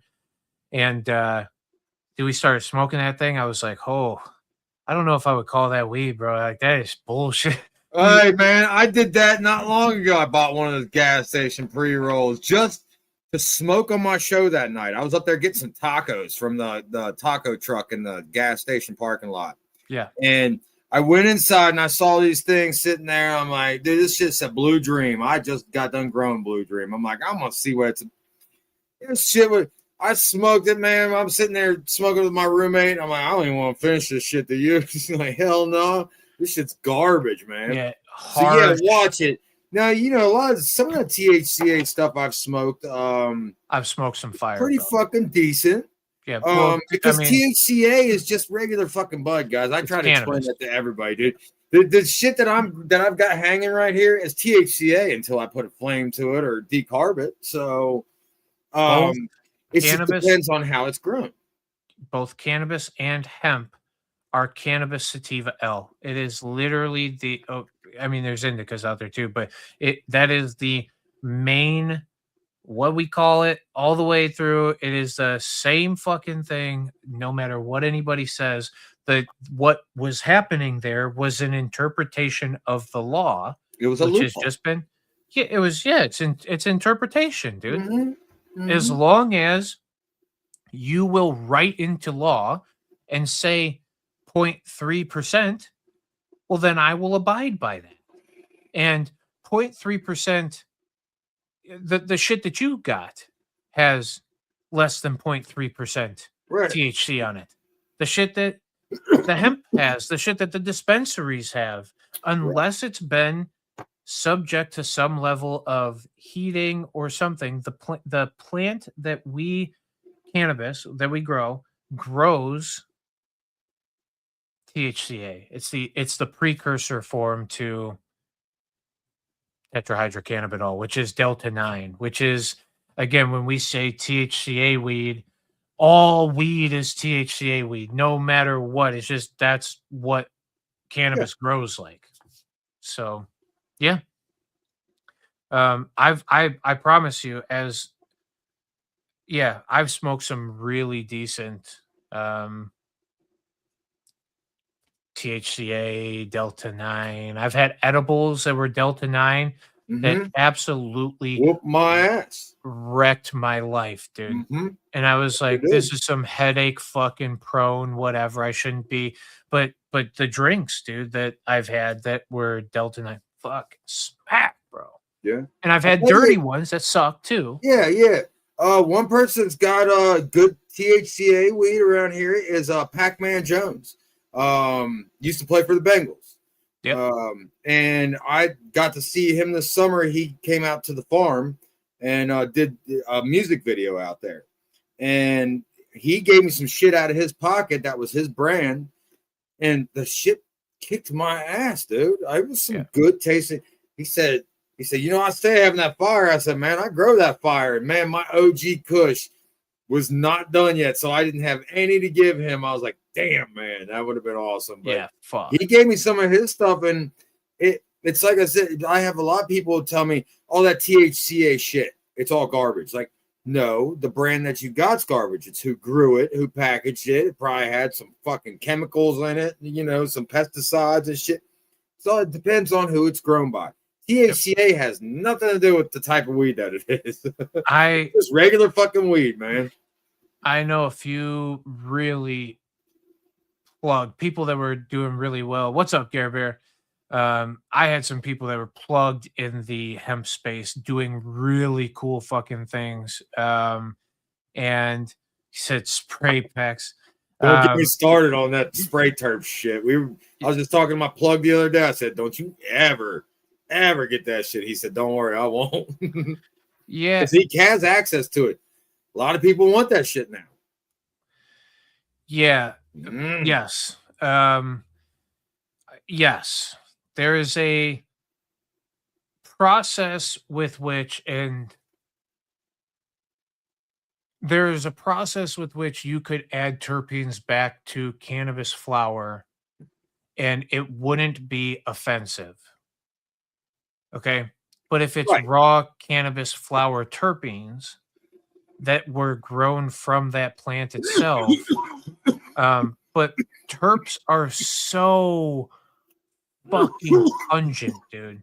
I don't know if you've ever seen raw terps in their raw organic form, like just it's like it's almost like an alcohol, maybe I would say.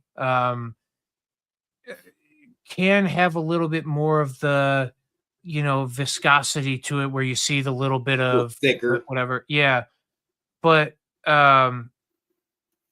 dude, raw just in essence, but it's so expensive also to get just raw fucking. That's just it. He said the weed that's sprayed is more expensive too. Why would anybody Yeah, want to do that anyway? Because I had some strawberry shit over the summer. And dude, I knew this shit was spray terps. For one thing, it turned black when I fucking burned it. It yeah, wouldn't stay lit in a joint. It would like go out, and it just tasted too much like straw. It was like strawberry candy, dude. Like those, the ones that got the gooey center that are wrapped up, look like a strawberry. That's what it tasted like, dude. I'm like, dude, this doesn't. I've had some strawberry weed before, some strawberry cough. yeah. This is unnatural tasting. Like you can taste it. You smoked any Jeters? It gets you high, but why mask the taste of good weed? Have you smoked a Jeter? Do you know what a Jeter is? Okay. They are. I get Jeter juice vapes sometimes. Carts. Okay. And they're pretty good. They're not bad. Yeah. I got the Pac-Mans going on right now. They're Okay. live resin mixed with diamonds is what they are. So Yeah. these things I know are good because I get the munchies off of some of them. That means that it's got the real cannabinoids in there. If a vape's giving you munchies, it's definitely got live resin, whatever it is. Yeah. So. Yeah. Well, no, and that's it. It's just retain, like in a distillate thing, it's all fucking THC. Right. And anything that has live in it, you theoretically should have, because the live process is to take the live plant and to flash freeze it and then extract it from there. And what that does is retain the terpenes at the greatest rate that it can, where it does not have to, like we were talking about in the curing process, you're losing terpenes. They're slowly starting to evaporate themselves off. You retain and save all of that. So sometimes when you have live products, I don't know if you've ever run into this, you almost get this, it's like a pungent, thick, almost alcohol-y flavor that comes through. It's spicy almost to the tongue or to the mouth when you're inhaling it. That's terpenes, dude.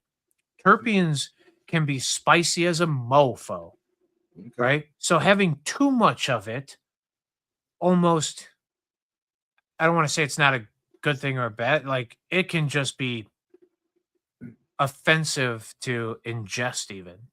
Well, the thing they started doing is because they were getting some garbage weed, having trouble selling it, so they were spraying it with these terps and shit, and it was making it more potent, making it taste better. And then they just started doing it to good weed. And I understand, back in the day, we used to do some questionable things. Like I used to take lemon and orange peels and throw them in a fucking bag to bring the moisture back and give it a little flavor and some nasty brown shit. But why do that to good weed? I mean, we've got good weed now. Like it's not like back in the day where we had to get these little discs, ounces that were like that, about that thick. You had to peel them apart and shit. Like I can understand spray terp and something like that, but dude, you can breed shit now. There's strains out there. Like you want something great, dude. I got DJ Short's grape juice cocktail growing right now, and that shit tastes like Welch's grape juice when you're smoking it. Like you don't need that spray terp shit, and I don't trust all those spray terps. Who's to say that they're not adding other artificial things into those? Mr. Rourke, what's up, my brother?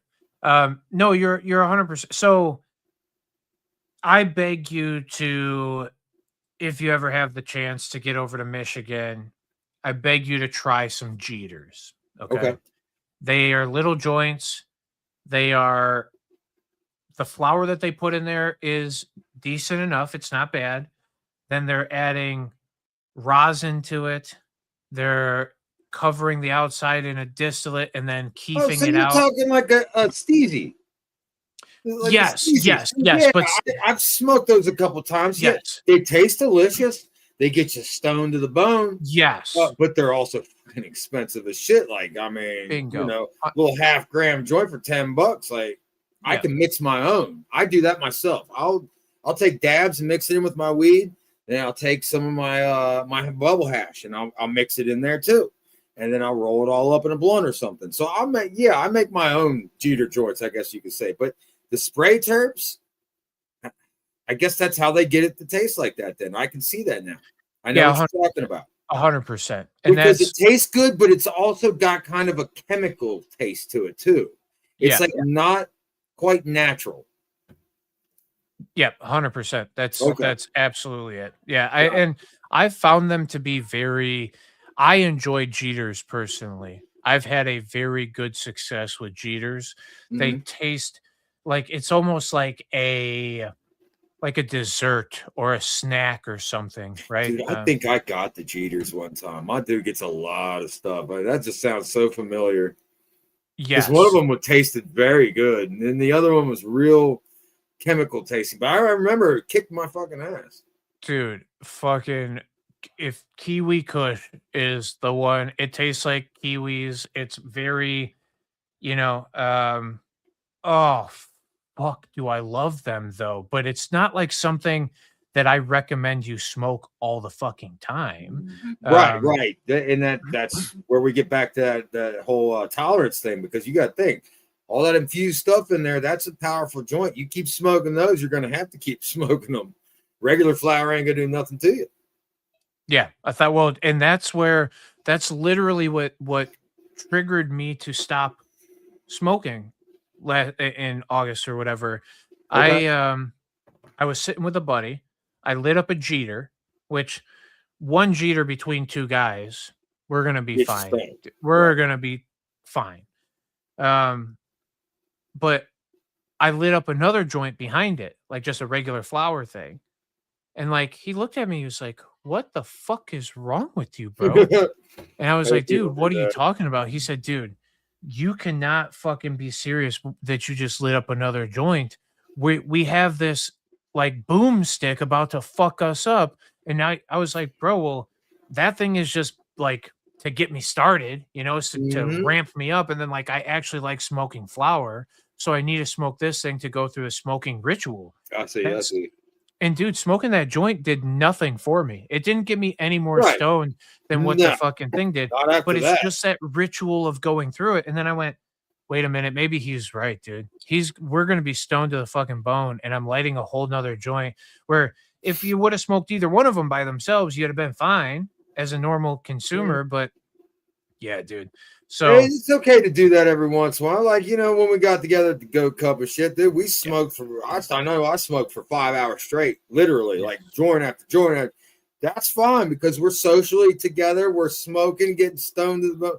But yeah, to sit there with somebody else, like me and my roommate, and she'll do that sometimes. She'll be like, pack another one up. I'm like, dude, I'm good. Like, you can smoke one if you want, but I'm done for now. Like, I know my limit. Like, I could smoke some more. I just don't want to. Like, I said, it took time for me to realize, because I was overdoing it quite a bit there for a while. Now I really don't have a problem with my tolerance. Like, I smoke when I need it. Yeah, well, and that's what I think I try to help everybody get to. Hold on, I got to shut my vent. My lights just went off. I can smell the chlorophyll gassing off. Oh no, you're good, brother. I just got to shut the splat. Let a little extra air in, and all right. Yeah, we're good. I gotta jump off here soon, anyways. No, you're good, dude. I can't tell you how much I appreciate you spending this much time on here, dude. Oh no, dude. Hey, good conversation's good conversation. Like we said in the beginning, like it's. When you find good conversation, you hang out as long as you can. Yeah. No, I would love to come on and talk to you anytime, dude. And you're welcome on my show too. You want to stop by, say hi? Like, you can jump on, just say, hey, I know you're not a grower, but it ain't what it's about always, man. I even got somebody coming on at the end of December, and it's going to be a whole show about cryptids, paranormal, and UFO type shit. Nice. He's a grower too, but he also does like paranormal research type stuff. So that's going to be fun because I dig that stuff. Like, do I believe it all? No, but it's still fucking entertaining and it's something different. I'm trying to give, like I love talking about plants and listening about plants, and I can do it every day, but not all day. Like, I like to space it out and shit. I follow a lot of people, like to get my news, like to see my plants and stuff. But yeah, it's just people coming together and just having a good time and forgetting about the bullshit of life for a while. So yeah, stop on over, check out Dr. Danknug show Mondays at 7 Eastern, and yeah, bring your plants. We'd love to see them. Dude, you're the fucking man. Thanks for Daily. You need to come back on. We need to see your plants. We need an update. Yeah, dude, I'm into that too. I'd love to see some people's plans. I did see what's your buddy you keep referencing? Oh, Thurgood? Yeah. Thorogood. Yeah. I saw his grow operation when I was in watching it one time. Seen a couple of them, but Thorogood had some good looking plants. Yeah. He's good people too, man. He's got such a big heart. He's another one like in the community that, you know, be happy to help you. Like he's helped me a few times. I needed a light. He said, come get this light from me. You know, he's giving me homegrown. Like we trade, we go over there, smoke with each other. We exchange our homegrown shit. It's awesome, man. It's cool to get to sit down and smoke with them too, and get to know people a little bit better. So yeah, if you ever get a chance to do that, trust me, it's a great experience. I've met so many wonderful people, and I keep meeting them all the time. So thanks for having me, though, man. And dude, thank you. I love the show, dude. You're a wealth of knowledge, and I appreciate you. Brother, you too, Guapo. Appreciate what you too, man. You know I'm wearing it. Yeah, I saw it too the whole time. It's fucking super cool. All right. Like I said, brother, I can't tell you how much I appreciate you. I honestly, guys, check him out Monday nights. For us, for Central Time, we're 7 p.m. It's 6 Eastern time. It's 6 Central, 7 Eastern. Yeah. Wait, flip that and reverse it. It's your for Manipulfoot. Yep. Yeah. Yeah. I always hate that time change shit. So. Dude, I'm backwards as fuck too. Yeah, I am too. Yeah, 7. Right. Yeah, 7-6. Yeah. All right, man. Well, thank you so much for having me on. It was I appreciate great talking to you. Yeah. Enjoy the rest of your night, bro. Yeah. Thanks, man. Yeah. See you, everybody. Later, fam.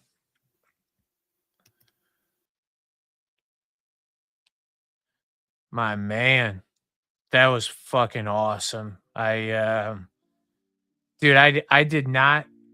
One, I love you for it. I did not expect to have a 2-hour. It didn't even feel like it was 2 hours long, and we had the technical difficulties at the beginning, so it could have even been, I don't know, 2 hours 15, 2 hours 20 minutes. Dr. Danknugs, guys, if you're not subscribed to his channel, please do. He's a fucking badass. He has a lot of cool guests. I've been thinking about that too, because we have this platform the way that it is now, where we can talk live.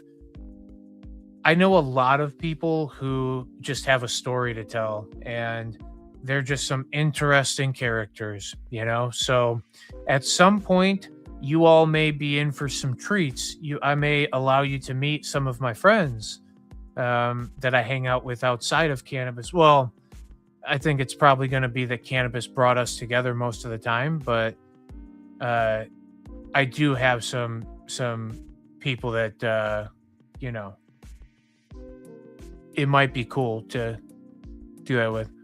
Guap, you got music on?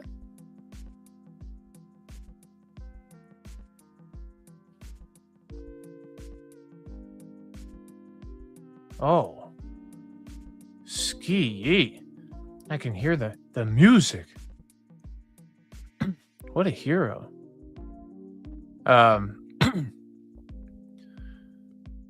Yeah, I don't know. I was thinking, you know, again, we got some interesting characters that need to be on here. That Biz guy, that dude that's floating around in the background. Let me actually get let me see if I can get this really quick. Yeah, I made a new Biz background. Biz, where you at, dog? What's the chances you just came in here right now when I put that up on the thing? That would be fire. That's my buddy Biz. He cries sometimes. Oh, sweet. Good old fucking 3. Yeah, the old Atlas Stone. The Atlas Stone is on its way. Yeah, I'd be all right with that. Aliens would be fine. Yeah, I honestly haven't heard about it in a while too, but that is aliens wouldn't bother me at all. I think honestly, we could use aliens as a in the current state that we are, where we're as divided as we are for the many different things that we are. It would be exponentially great for us to have a common enemy, if it was an enemy, and or if they are like the super knowledge who's like, gonna tell us how to not be so damn aggressive and do the war shit still. Like, I'd be super down for that too. Either way, aliens seem like a fucking win-win situation for the human species. Now, we might say, nah, they're just gonna murk us all. What a fucking wasted travel that seems. But what are they gonna do? Just blow up fucking Earth? And if they did that, why would they do that? For what resources? Unless they can mine the core of the fucking Earth, and that's got some precious thing that's not found in the middle of any other fucking planet out there, but there is. So yeah, Earth doesn't really produce anything that the rest of rocks, as far as we know it, planets produce besides humans. So if aliens got here, I think it'd be cool. He said humans as an alien hybrid. Yes. Something that makes us realize we are all the fucking same. We would either be educated or annihilated. That is absolutely the most spot on thing.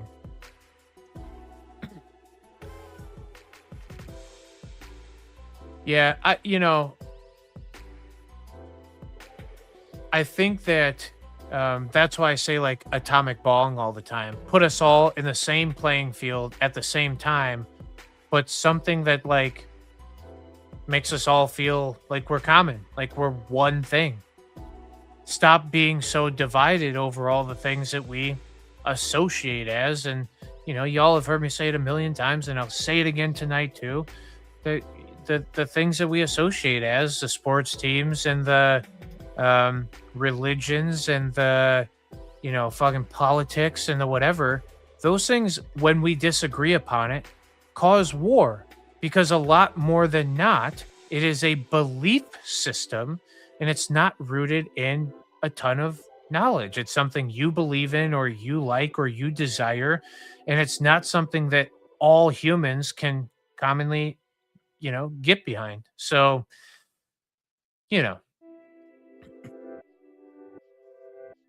all right, Daily Homegrown, you're a lovely man. Dude, love you too, brother. You're a fucking pimp. I appreciate you so much for the interaction always. And yeah. Chi-Town, you leaving too?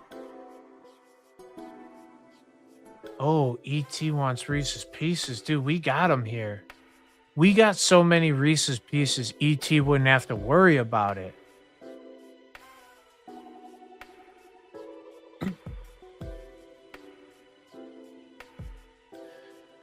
Daily, I am also glad you got the notification. Thanks for keeping the notification bell on for me. It's super fire of you.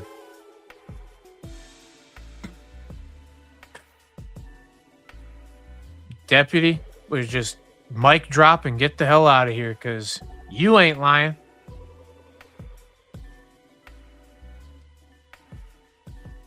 Awesome. Daily, I'll see you, or I will chat with you on Wednesday for sure. And probably see you here next Thursday. We are going to run into Christmas being a Thursday, and I don't know that I'll be around.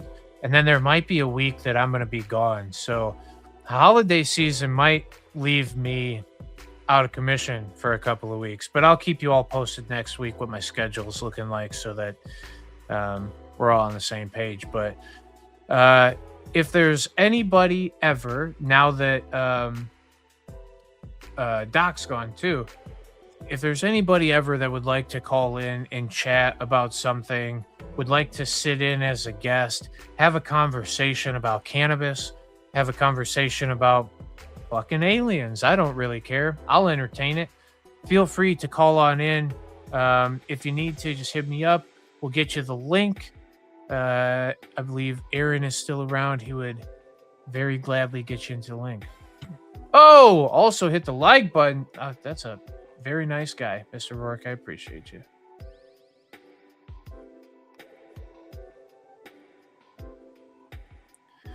Yeah, the pyramids is, to me, there's sometimes where like having the answers would be super sweet. But also, I think the speculation on it is even better. I love to hear people have interpretations of it. And you know how the pyramids were built? I'll tell you right now. Humans came together as humans. There's no other answer than every single person that they could reach that they knew was working for a collective common goal. And you know what they did? They built a fucking pyramids. Nowadays, I mean, we shouldn't take it for granted. Like, skyscrapers are crazy, planes are crazy as fuck. The fact that we can jump in the belly of a bird and cruise around the fucking world is crazy. There are a lot of modern feats that should be put on the scale of holy shit, a human did that.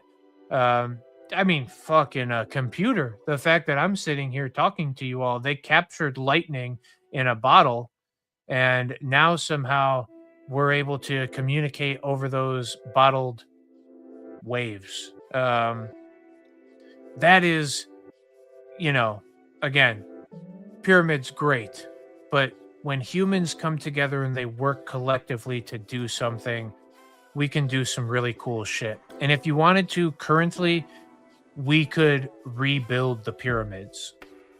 And it would just be the allocation of resources and the allocation of labor.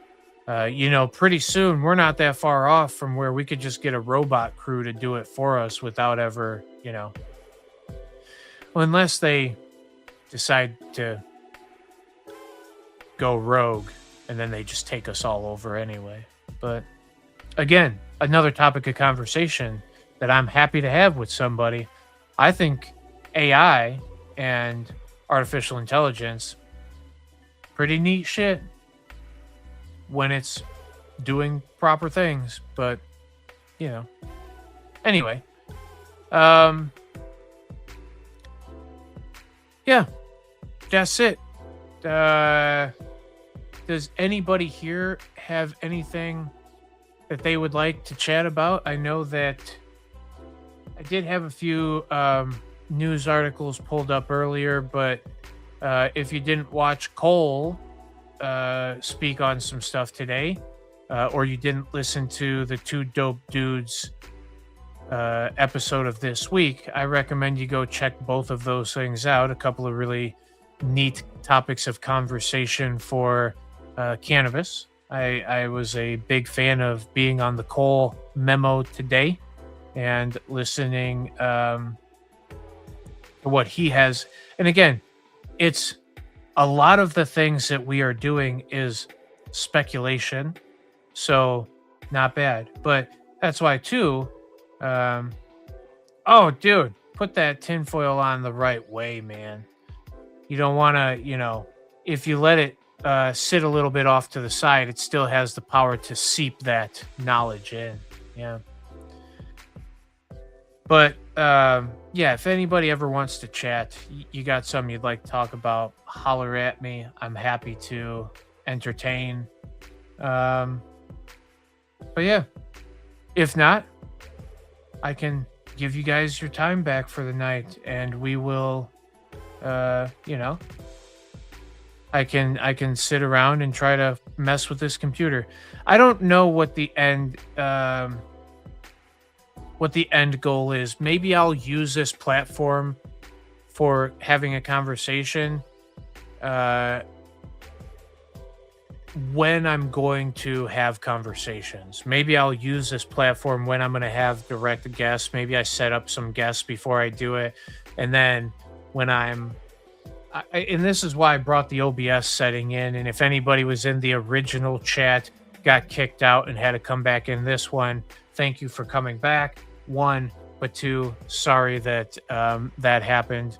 I am using what is called OBS, which has got all my streaming settings on it in now StreamYard, which is a platform for streaming things. Anyway, long story short, thanks for sticking it out and coming back in.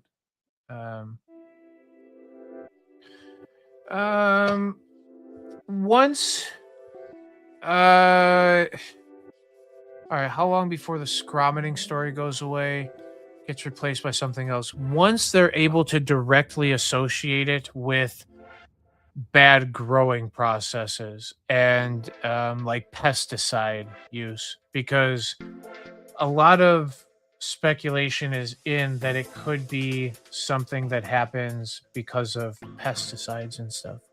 But while I don't have to hear this, I'm going to take that off of my head because those headphones are. You see how red my ear is right now? Holy shit balls. Yeah, I'm pushing up on it on the old glasses thing. And oof, can it be oof. It can hurt. But yeah, and now Aaron could play some wild music and we would never, well, I wouldn't know, but it's not like wild music doesn't get played on this show quite regularly. So no harm, no foul. I could theoretically, I just don't want to. What happens? We're going to find out. Oh, nice. I unplugged the headphones. So maybe I can hear it. Oh, it's there. I hear the music. All right, we're good.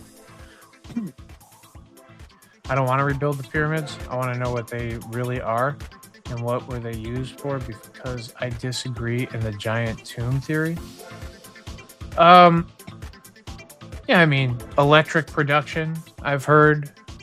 You know, some people think that it's tapped into like a geothermal battery pretty much, which, you know, that got dubbed as a tomb for, you know, mummies. Yeah, I don't really know. I'm not yeah, I'm no expert on this topic. I haven't even watched enough Graham Hancock or Joe Rogan to know to have enough knowledge of or theories of what that thing could be, but I'm for it. I'm for any of it. I just know that when you look at it, and more, it would be great to know that it was a geothermal battery. And that's why to know if it was a geothermal battery and there was energy production coming out of it, that's like very cool. Yeah, I don't know. I do, but the build of the thing, right? Just alone in what it is. What if it was the what if it literally just was their attempt to make like a Tower of Babel?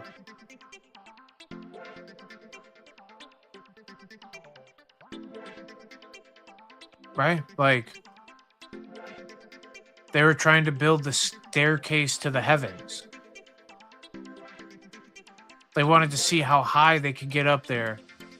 And once you've done one pyramid, why not make 3, 4 of them?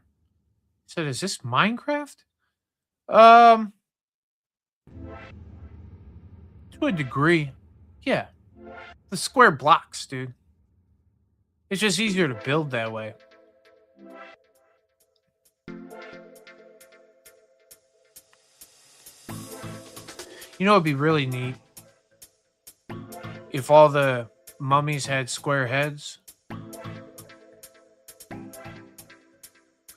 I don't even think I've smoked enough to get into how wild that was. Let me find. What the fuck is this? Oh, hiding. See if I can get another smoke session in before. Oh, you know what? Let me empty this thing. I'm gonna get another smoke session in at least before we leave here tonight.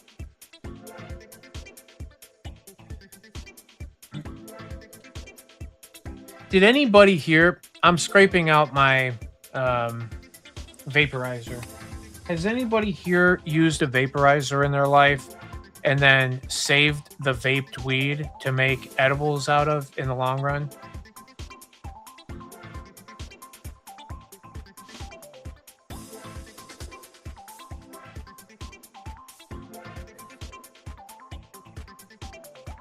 It's the ABV.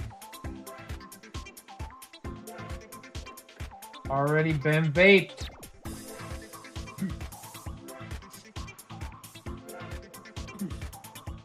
Firecrackers.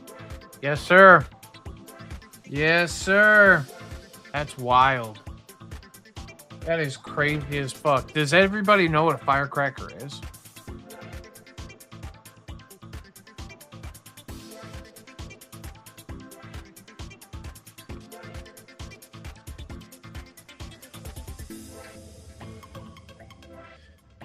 Mr. Rourke, that's another thing too.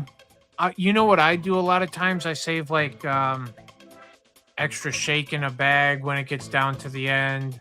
Or, you know, if I didn't like a bud or something, I'll chuck it into like a little container. And like, I'm always like, oh, I'll just make edibles out of these eventually. No, it typically gets to the point where like I have enough of it and I'm like, I'm just going to get rid of this now. I don't, you know. Who the hell wants 1.5 year old, 2-year-old, you know, shake with stems in it and shit? I don't know.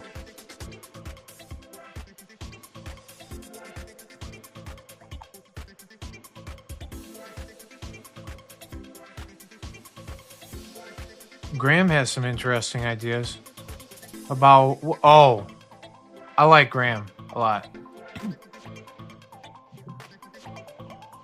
Gobekli Tepe? Boy, does he like to fucking say that word. I do too. Y'all ever just, you need a word to say to make you feel a little bit better? You say Gobekli Tepe. That shit'll make you just, I don't know why, it makes me feel good.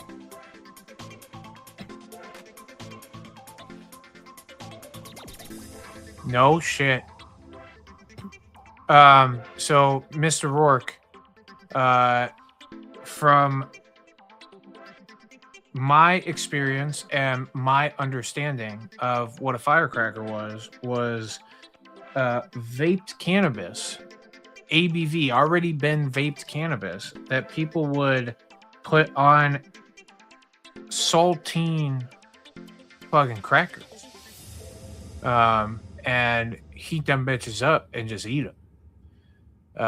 And there might even have been some that and Nutella. Oh, there you go. I was gonna say peanut butter also. Yeah, butter just in general. Dude, what in the fuck? I got a fat stem in here. Go on, get.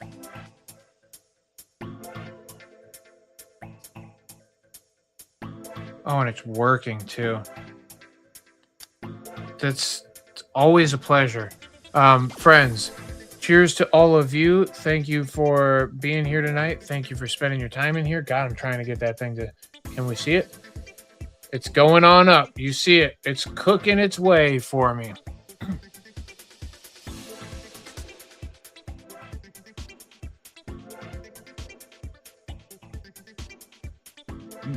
Yeah, but that's like I'm with Graham in the fact that uh,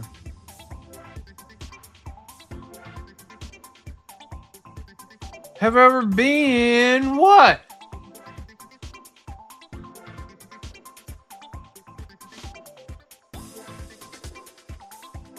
Uh, I'm of the idea that there's been more than one human or earthly being.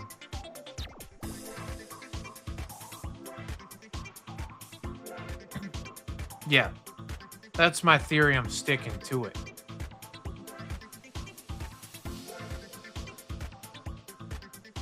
Multiple extinction events where evolutionarily humans that survived or the species that survived is now what we call the Homo sapien.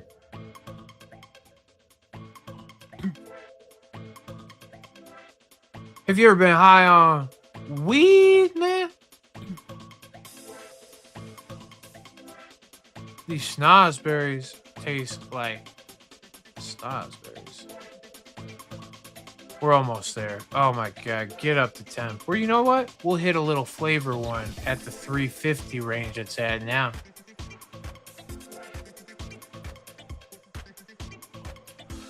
Do any of you currently vape flower?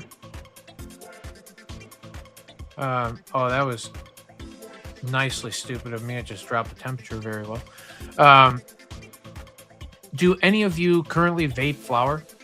I should have asked Dr. Danknugs when he was on here still what temp he vapes at. He said he likes flavor stuff, so he keeps it lower. I prefer kind of, I guess, the middle range of things. I guess 420 is probably pretty high. 450? Yeah, that's higher than I like. I stay, well, when I'm smoking out of this thing, I keep it, and you'll see it. It'll come up here in a second. I keep it at 420.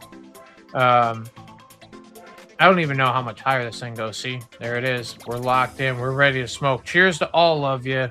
Love y'all.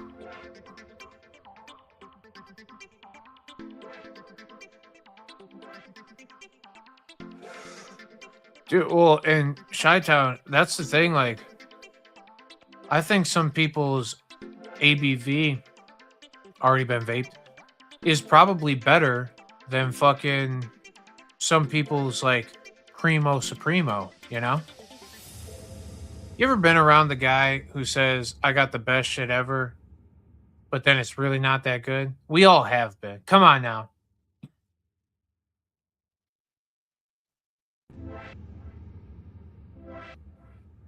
I would imagine the device plays a lot of it because just because this thing reads 420, if I took a thermometer and like read it directly, I don't know what it would come out to. So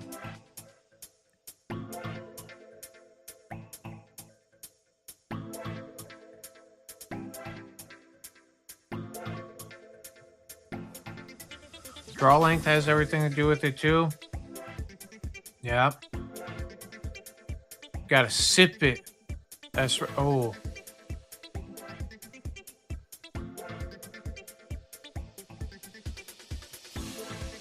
Oh, that was tasty. A tasty sip it was. Guap,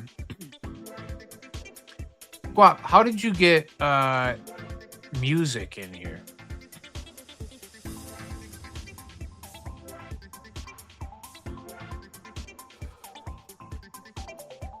Oh, it's my boy Kyle's birthday. Let's all wish Kyle a happy birthday. Happy birthday, Kyle. Fucking awesome, man. Okay, sweet.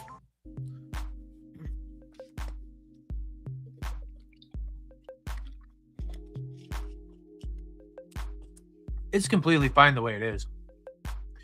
I was just gonna plug shit in, but I'll look at it later. I could probably just download all the songs that I like to play and throw it in here. Anyway, sorry. Yeah. The the ADD kicks in, and then I start thinking about where the music coming from. Happy birthday, Kyle. Kyle's a great man. Kyle is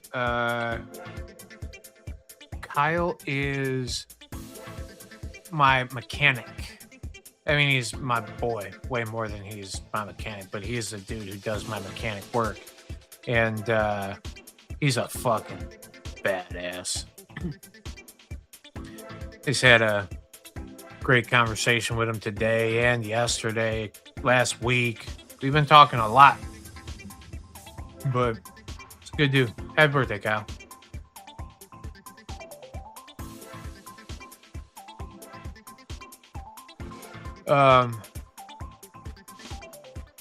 Dude, this thing tastes so good. I just wish I could let y'all. And Guap, I gotta come hang out with you. We gotta make it happen. I need a.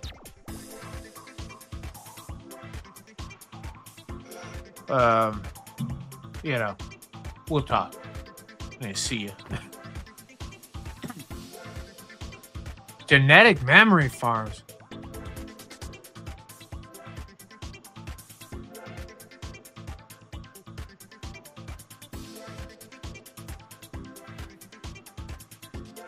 $230°C. What does that equate to in the Fahrenheit world?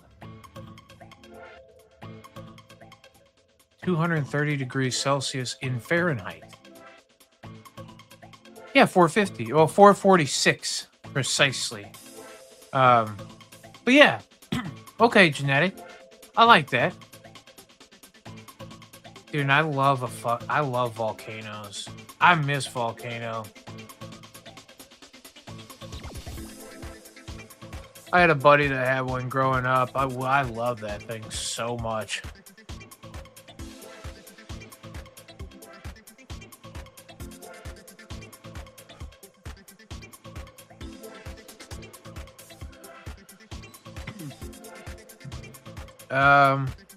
Yeah. Well.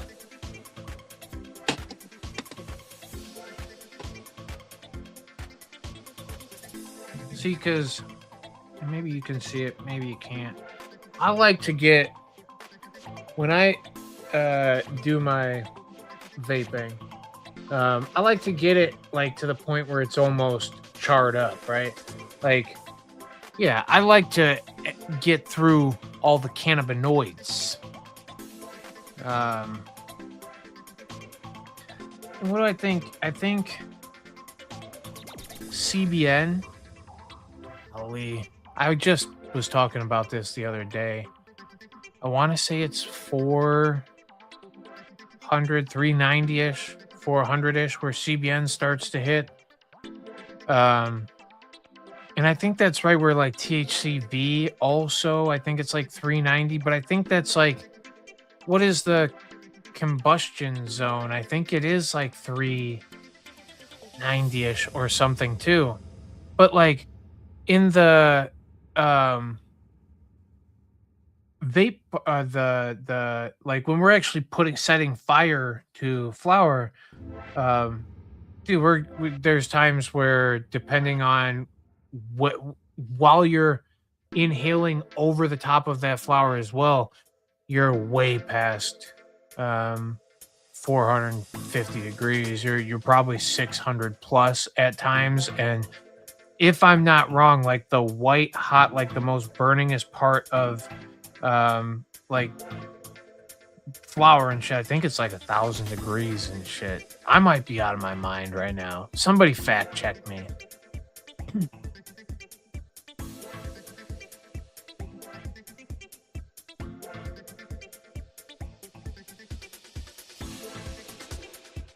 Yes.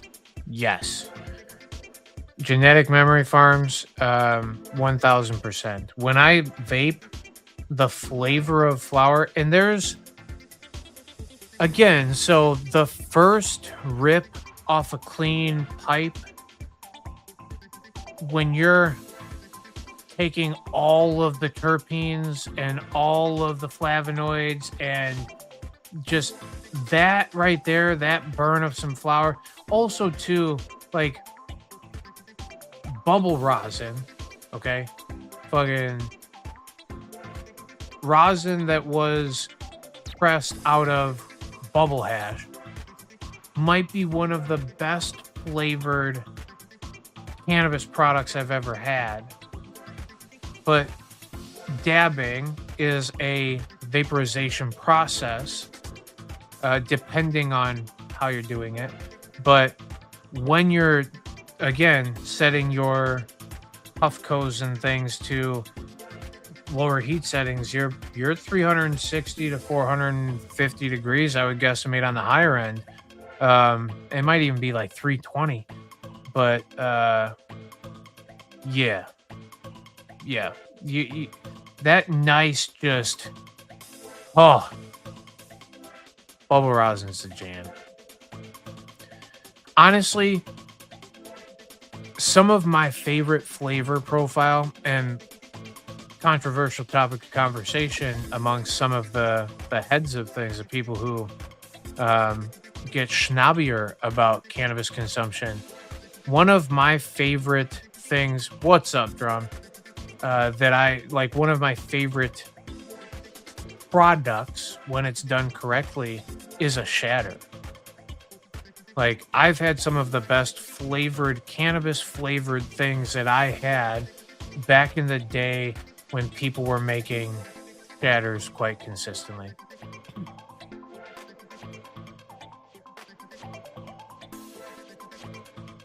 Oh, good question, Chi-Town Hi-Fi. What is the smallest amount you can get away packing a volcano for a whip?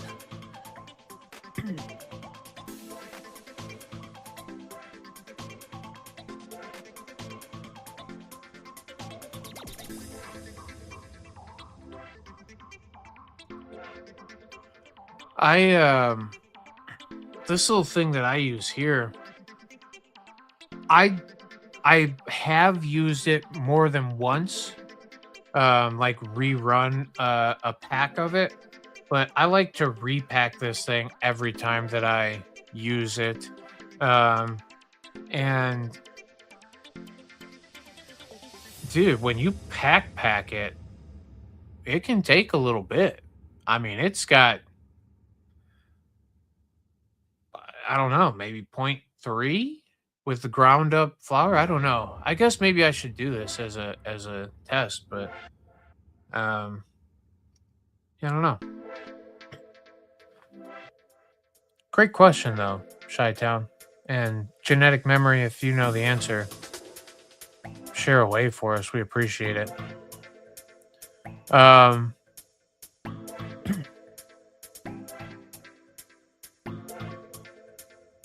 Oh, nice. Dude, yes. I most recently had some bubble hash. First of all, the producer of it, just the fucking greatest human in the world. And second of all, God damn it, do I love bubble hash.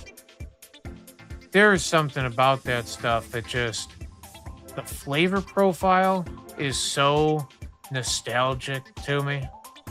Like, I think almost all bubble hash has like some underlying flavor, and then obviously depending on what goes into it can have its own distinctness, but scrum diddly-umptious, I'd say.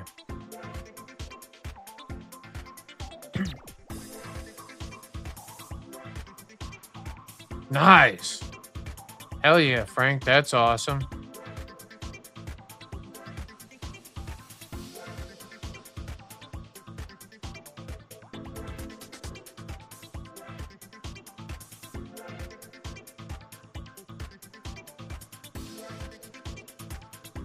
Yeah, that's dope. Yeah, back in the day also too, Chi-Town, I also used to pack the fucking volcano chamber to the maximum.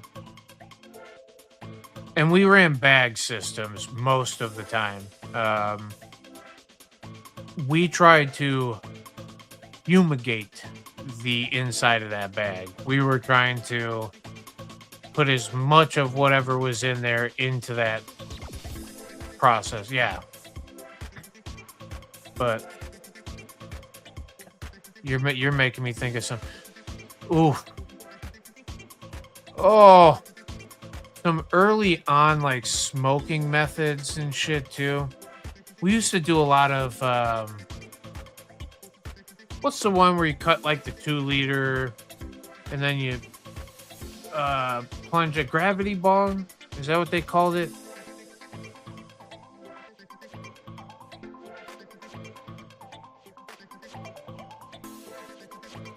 Yeah, gravity bong.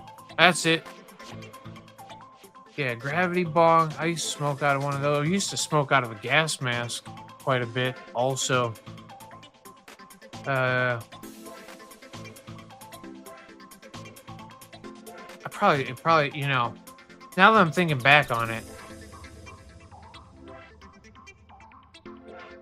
we had this piece, I think, and what triggered me was to start to, I was literally, that moment of silence that just came over me was my brain trying to pinpoint where this smoking device is. But the smoking device we had was, we used to call it the cowbell. It was like a slide for a bong, and it had the oh dude, you could pack an entire eighth into this thing if you ground it up. It was the most absurd, ridiculous thing in the whole entire world. We weren't doing it for, that was not a thing we used for flavor, I would say. We use that for effect. The gas mask was the same thing. I mean, you literally sat. Has everybody here smoked out of a gas mask?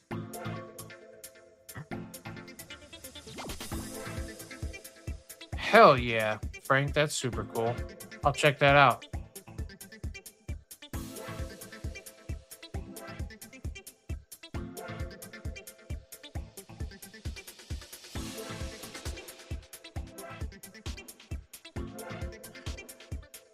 Yes. Genetic memory farms, I would imagine that to be true. Bubble hash is a little thick. And probably, I would imagine you almost would have to go to levels of like full-blown combustion to get the material to break down in a way that was vaporizing it. Because my guesstimation is you're going to get that thing to like bubble on itself a little bit, maybe, where a softer hash or a keef is going to be able to dissipate that heat over a more distance, giving you a more vaporous and probably flavorful experience.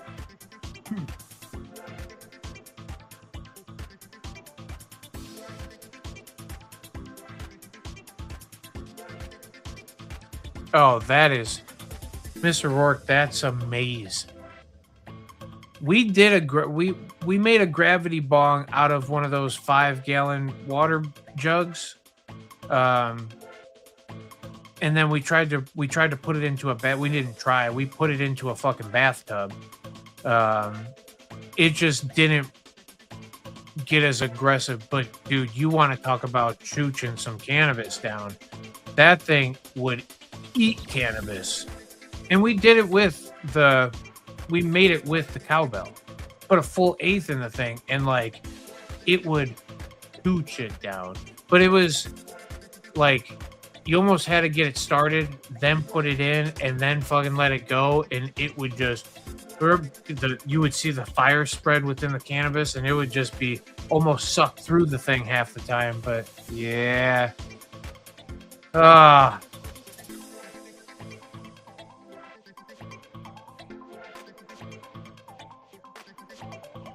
Yeah, 100% genetic memory farms. Yeah. Oh, dude, I smoking keef back in the day.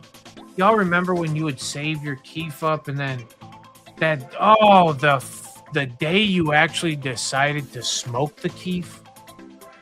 Ah, yep.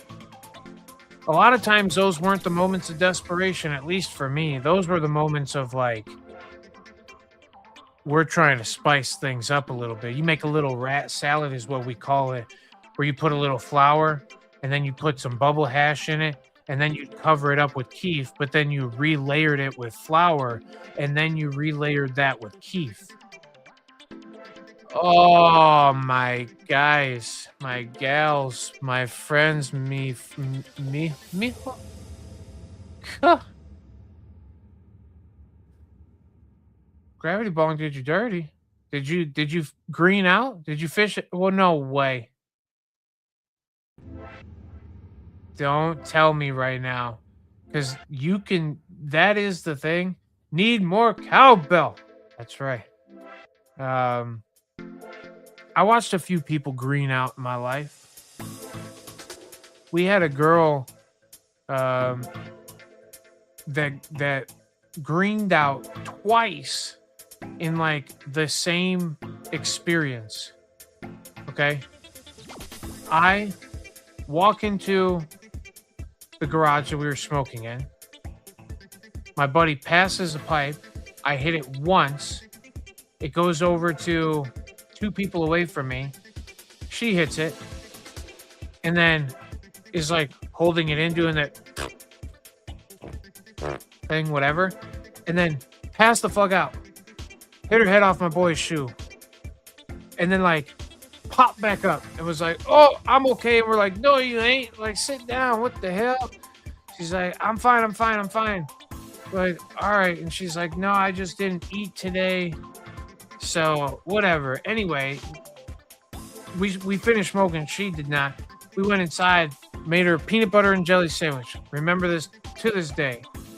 Everybody, we all went back outside because we were going to smoke again. And everybody was like, yo, you can't smoke with us. And she was like, no, it's fine. Now that I ate, I'll be just fine. Everything's fine. I just didn't eat. And then she proceeded to smoke the bong again and then fucking passed out literally in the same, we were in the same circle pretty much, but she passed out on my same friend's shoe. Like he said, my shoe was the only thing in between her head and concrete 2 times in a day, which is true. But yeah, oh my goodness. She was, yeah, needless to say, I didn't smoke with her ever again in my whole life. One time, one experience.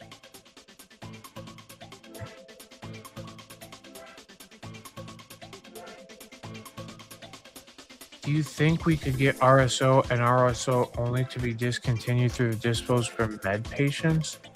Would that be a good compromise for Illinois patients since most people don't use it recreationally? The stuff that is going to the recreational side of things is getting used. Okay, so I dig what you're saying, genetic memory farms. But I don't think there's a shortage of supply of the RSO that's going over to the rec side of things.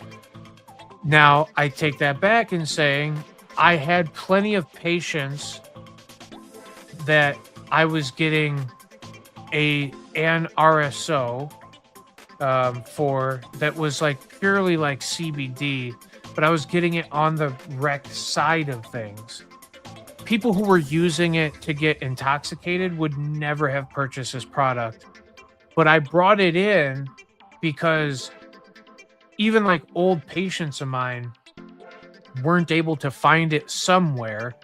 I always wanted to have it on hand. And I have a few people that I still talk to about the mathematics behind cannabis and then kind of read into their newer strains, try and find it's not that you can read into the strains. You're reading the companies that are producing its lab results.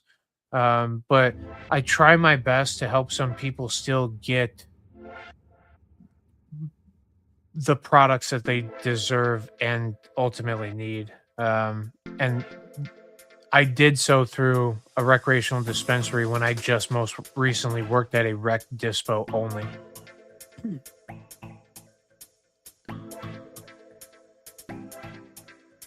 To subsidize for patients because they have trouble finding good RSO at reasonable prices. Now, I will tell you that that is a problem that I thought would have gotten much better as time has gone on. And this is why I believe that we should have more cultivation going on, and why I advocate for home growing as well, because there isn't enough product, even though there seems to be an abundance of product. If we were going to be able to use the product to make everything more affordable, we would just have to grow a lot more than what we are. What's being grown now, in the way that it's being distributed, and the way that it's being processed, well, and there's still some that goes to waste, so maybe not, but I just think there needs to be a lot more, and drive the prices down. I thought prices would go down after rec became a thing in Illinois, and it just didn't.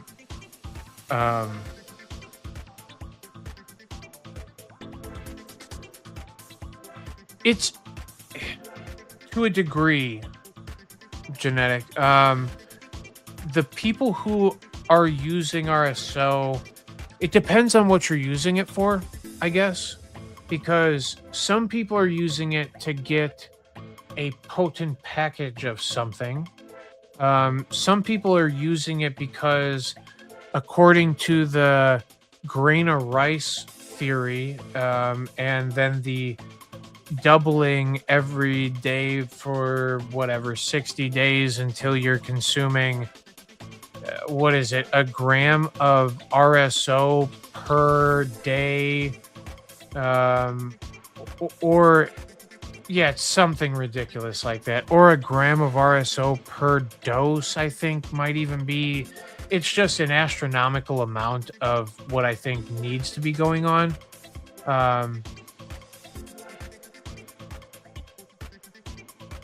Well, and genetic, you're 100% right. If, and Illinois currently, if you didn't see today, the Cole memo, I recommend checking it out. That's my buddy Cole. I was on talking to him about it. But that's the thing we were talking about a little bit too. Like,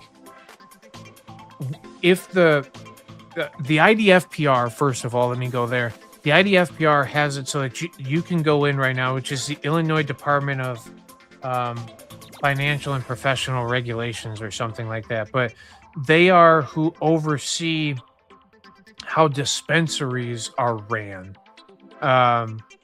And you could go in currently right now and say, hey, IDFPR, I'd really like it if the dispensaries could, have an RSO program or something for patients. And if you could word it in a way where you say, if we gave a tax credit to the people who made RSO and gave it to patients who were actually using medical cards, but the banking around and the regulations around how this thing is taxed and whatever, like, I don't know, man. I think it would be great. It would be a very cool program, actually. I don't know how tax structures work or how subsidies and all of that would play out. But for the medical patient, oh, I'm fully on board.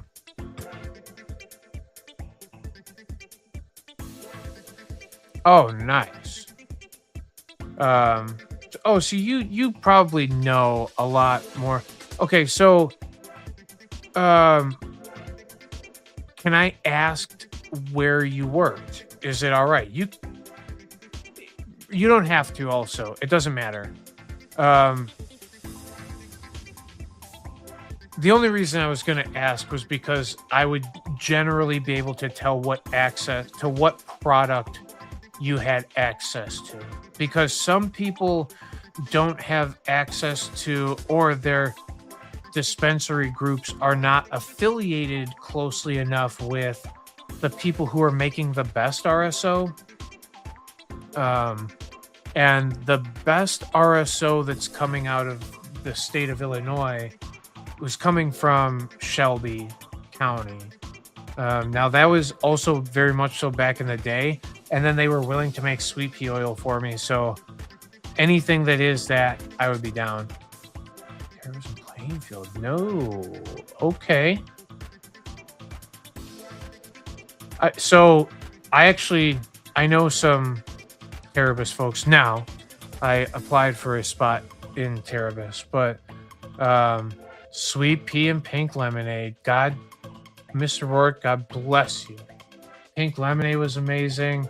They also did, again, Pennywise was one that I loved so much. Oh my God, do I miss it? Even their straight THC products, their Cuvée and Black Mountain Kush, and those things were really good too. But sweet pea, if you gave me, okay,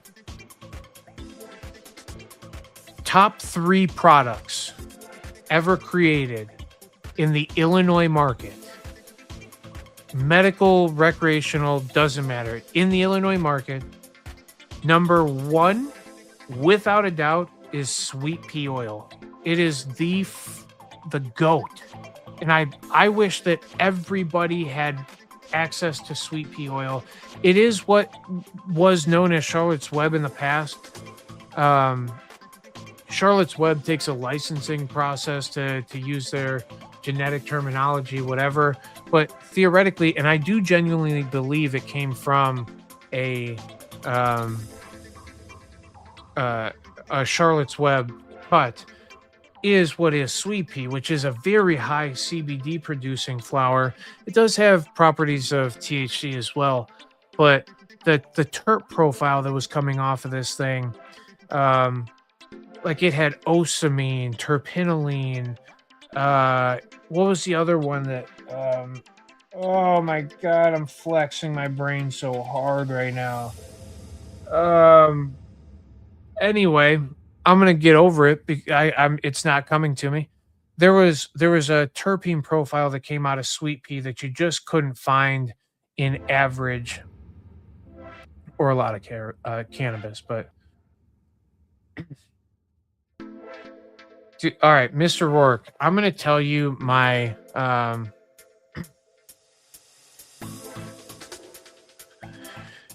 there are a few other people who tried, but it wasn't sweet pea. Now, sweet pea, obviously, that is Shelby County's thing. Like you're I don't know that you're gonna find a sweet pea unless it came from Shelby County.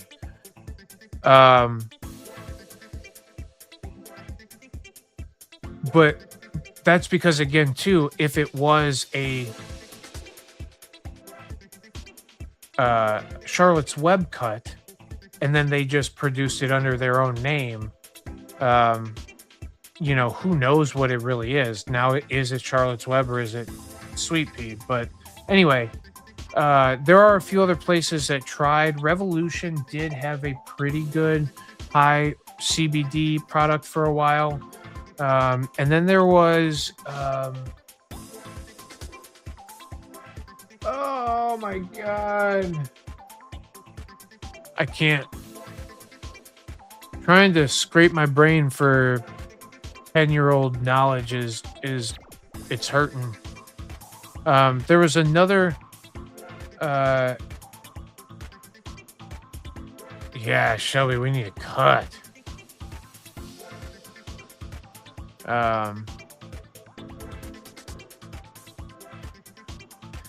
No, genetic, yeah. Oh, sorry to hear that. I didn't read that far up. Um, I okay. My experience when I went to the Terabis, and I'll wrap this all back up here pretty quick. Uh, I went for an interview. We went to the Starbucks across the street, and then I went to do a secret shop. And now, genetic memory, I don't know when you worked for them or if it was after the change or before the change of ownership or whatever. But I walked into this place and the person behind the counter was like, yo, what's up? Sorry to take your time. No, you're good. Don't worry about it, dude. You can do whatever you want. Fuck this place. And I was like, oh, okay. Sorry to hear it. And then and I was like, oh, why? What's wrong? Like, you work at a cannabis dispensary, dude. Like, how hard can it be? How bad can it be? And then he went on to talk the woes of the management team and how bad what the company stands for. And I was like, buddy, it's gonna be okay. Like, I'm sorry to hear it. Why don't you try and get like a management position, and then you could change all the bad things. He's like, I wouldn't even give this place another, I can't give him that much effort, blah, blah, whatever. I was like, damn, dude. Like, but he had nothing good to say. And that was my one experience with the place. So, like, I don't know that I personally would, but Mr. Rourke, on the other hand, it depends on who you run into in these places, dude. Because if you go in to like the wrong place at the wrong time or the right place at the wrong time, it's always going to be the wrong time. But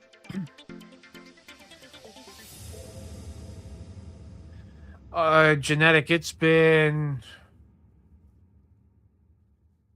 the last maybe year or two, I would say. I mean, and it might even be more recent than that.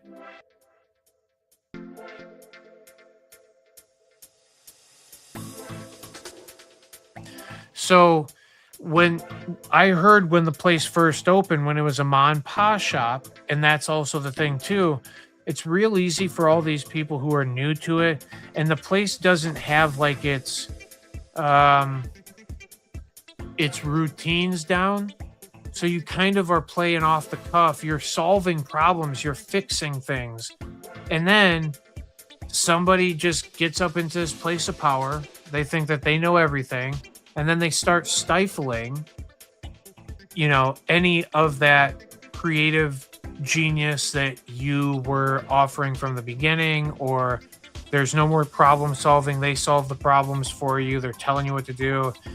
The job becomes more of a job, and you're beating the clock at a certain point, which I don't think should be the way that you work inside a cannabis dispensary. If that's what you feel like it's come to, I recommend get out of that job. Like, it's not there anymore. But that's what it is. I mean, that these places have burnt the passion out of cannabis use. And if you are in that place, remember that it's just a retail establishment, and then be a retail sales folk. You don't have to be, the psychologist that a lot of people demand when they come in. You don't have to be the friend that people demand when they come through the door, right? If they're not going to treat you well, your place of employment isn't going to show you love, then why should you show the people that are coming through their door love, their customers love? And it's not that every cannabis consumer deserves it, of some love, right? And especially anybody who's coming in for a medical purpose, they deserve the attention and love, as I believe most people do anyway. But if they're treating you like shit, why would you in turn go back and like be super nice and allow people to shit on you? And like, I don't fault people for it, is what I'm saying. And that's what, like, the last place that I worked directly, I had that conversation, and it was, it was like almost sad that they can't see it, you know?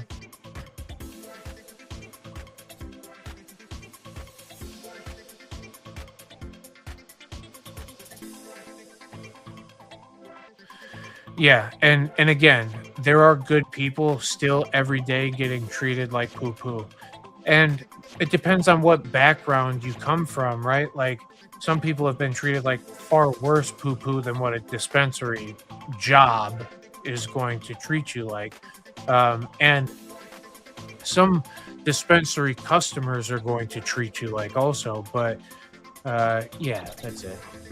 I, you know, I think no matter what, that is why I still am sitting here doing what I'm doing because I would love to give the base level information for everybody who's unaware of what cannabis consumption is and how they should do it and how they should approach maybe a dispensary. And it's not because I'm saying like approach the dispensary like they're a problem or anything. No, it's that you're not going to get the level of attention or information that you might think that you're going to get from an establishment that touts itself to be a fucking medical facility. And if it only is considering itself a recreational facility, it is even worse because of the capabilities that is capable of this plant in a medical setting, you know? So, yeah, that's it. Miss Anita and Lucy, what's up, my friends? Happy Thursday night. Mr. Rourke, that would be the best. There are states that don't allow vertical integration of cultivation. So like, for those who don't know, vertical integration means that you are this cultivation dispensary, marketing, everything. You run all aspects of the plant. Everything from seed to sale. You do it in-house. So the separation then ends up being the cultivation stays separated and all they do is cultivate, and then the dispensaries stay separated and all they do is purchase cannabis from different groups. Now, does that mean that the cultivation center doesn't have workers or negotiations or deals with certain dispensaries that are going to run more of their product? No, that's still a thing. But the separation of vertical integration where you're trying to only pump your shit out your front door, becomes a thing.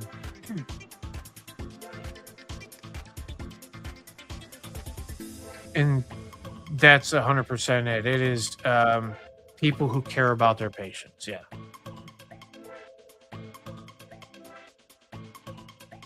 A bad actor in the space. They are not concerned with being members of the community or being there for their customer or employees. They are there for money. A lot of these places are. And again, that's what I was just talking about too. Separating cultivation from dispensary means that a dispensary has to go out and seek the best products that they can so that they can represent it to their customer base. And their customer base has to be willing to purchase enough of their products that they think are quality enough. So then you build a rapport that's a little bit different. Where in Illinois is a bad example because there's only 20 players to begin with. So everybody sleeps with everybody. That is why if you heard me talking about cannabis earlier in the Illinois space, I said it is the most single monopolized industry of cannabis. And when I say monopolized, I mean vertical integration. I mean management groups. We're talking about owning too many, more than the law allows, blatantly and openly, directly or indirectly, in possession of and ownership of these entities. The reason that even matters is because once you own a bunch of shit and once you're publicly traded and it's all about bottom lines, then it's only about money. And even if you made the best SOPs in the world, which is a standard operating procedure, even if you made the best handbooks, employee handbooks that they read, even if you had the best employee training in the entire fucking world, it's going to be hard to not sniff out the bullshit, really. You know? Like, it would be hard to not be able to make an educated enough decision for me to go from one place to the other and find the people who are more passionate about it and are more small batch, you know, doing it for the quality of the product and not because we're trying to stay consistent, right? Back in the day when we didn't know the name of cannabis, it all just worked. And even when the person that you knew sold you the shit by name, when was the next time that you were able to get that thing from them by name again? Like, it just all was ever changing and it all worked. And when it was, and again, I beg you all, go watch the Cole Memo episode from today. He was talking about a little girl, or we were talking about, because I was there, talking about a little girl who her mom was scared that she wasn't going to be able to get the access to the cannabis products that she needed. I called into a show immediately and was like, yo, she's asking about CBD patches. They sell CBD patches online currently through Mary's Nutritionals. It's a Mary's product that she's scared she's not going to get. She can get it from this same site. It's literally the same product. It's a CBD patch. And just because you got the CBD patch from the hemp site or the fucking cannabis dispensary there's no quality difference from it. They're proprietary creators of this patch system, so delivery system. So it's just one thing. That's it. Like, you know, but at the same time, there's so many different sources of it, you know? Like I said, sweet pea oil would be great. Sweet pea oil, number one, best product Illinois ever made. Number two is the body oil by PTS, and number three was Florida Orange by fucking Revolution. But anyway, past that, that body oil, I would imagine, would give generally the same delivery style. Now, it's not a full true transdermal, so the delivery system would be slightly different. But if you were to try to absorb in the same places and you allowed that oil to interact in the capacity that it would give you generally the same benefits. It's a topical CBD. You know, and if it wasn't a topical CBD, I would recommend you consider trying sweet pea, because, you know, it is ingestion of CBD. And just because you have a transdermal CBD patch, but then again, there's like tons of creators of it, and Mary's Nutritionals right now, you can go online and get that product. So anyway, Ashley's Law. Thank you, sir. Guapo, I appreciate you remembering that. I got a bad memory for things like that. No longer consumer medical centric relationship. It's all CPG and no different than going to your local Starbucks. Yes. except for at Starbucks, you can tell them they fucked up your drink and to give you a different one. It's the most regulated Starbucks you're ever gonna exist in. And I think that the alcohol industry is a good correlation to this thing, the way that they're trying to do it. Because what's the difference between cheap vodka and more expensive vodka? And some of us might say, well, it's the distilling process, it's the whatever, or is it just the fucking packaging? Okay? And if you have a name like Dan Aykroyd or something, because he made a vodka, it was in a Skull bottle or some shit. I don't know if y'all ever had it. It tastes like Bodhi. I would literally, not even joking, just to make a joke about whatever, I would rather drink Smirnoff, right? I don't drink alcohol. I used to, like, a ton. But yeah, I would rather have drank like some base level alcohol. But if you put Dan Aykroyd's name on it, now all of a sudden you sell it for more. So 100% what Chi-Town's saying here is right. Like, it is a CPG through and through. It is alcohol 2.0. They're trying to make it just a intoxicant consumable.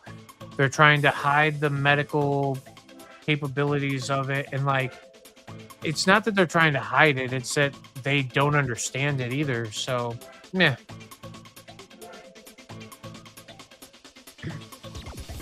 But how does a smaller operation / mom and pop / craft producer more focus on patient / medical treatment compete with the MSO market? It's by you're not competing there. You're surviving there. And for some people like me, I don't have to make $1 million to feel like I've done something good. If I could make a livable wage and run a dispensary, I would. Like, if I could run my own dispensary, 1,000,000%. If I could go into work every day and be the only employee, I wouldn't even need any other employees. And I could make sure that I was buying the best shit that I thought was the best and whatever. How do I compete against it? I think it would be the same thing that they do. It would be marketing. It would be word of mouth. It would be by trying to be the best. And expansion would only happen at the rate of, like, I don't know, me feeling very comfortable that somebody else understood the thing the same way I do, was willing to put it the same amount of hours that I was, right? And I don't know that, again, is that convenient or not? I don't know. But is it more medicinal and more, you know, if I can access the thing, you know, or if I have a consistent relationship where I can access the products, or I know how to then help the person with the products that I can't consistently get, and I have offerings of different methods of ingestion, different cannabinoids and different terpenoids that should solve most of the symptom relief things that I'm trying to tell you are achievable through cannabis to begin with. I think that there's a survivable thing there, you know?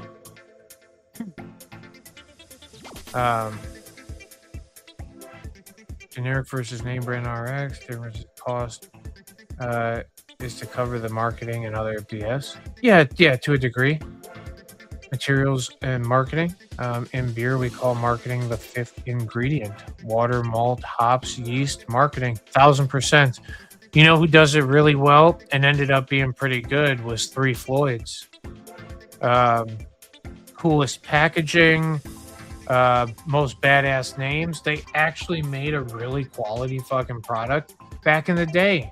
And then they got so big that the marketing actually started kicking ass, and like now they can put out shit and still, you know, sell it because they have a name for themselves. And yeah, I think that that's the scary part too. But like, yeah, Yeah, all right. Frank, what's up, man? Question away, always. Still, still waiting on the medical benefits of alcohol, minus temporary amnesia. Yeah, I mean, so like in blood flow instances, you could make a case, right? Like if somebody needed a blood thinner, right, to make their to process their whatever, alcohol is a natural blood thinner. So could a glass of wine a day, could fermented grapes actually have some other antioxidative properties and stuff? Like, yes, that's actually true. So there is some, but there's like medical benefit to everything.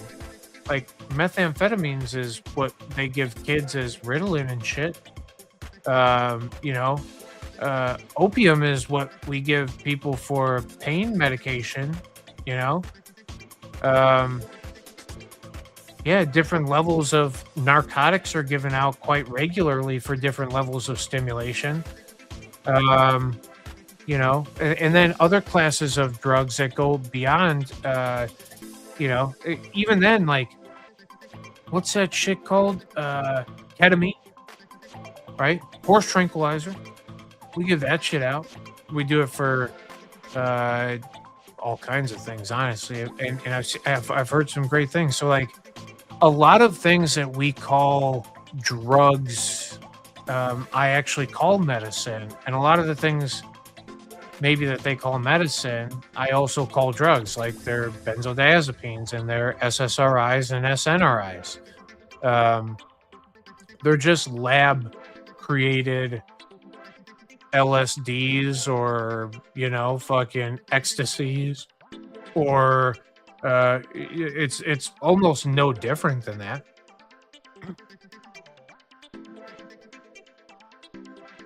Fucking extractor, they do a solventless extraction, and it's not ice water, it's not CO2, and it's not BHO. What else could it be? Heat and pressure. Yep, absolutely nailed it. Thank you, Genetic Memory Farms, for mentioning that. And Frank, they're absolutely right. It is heat.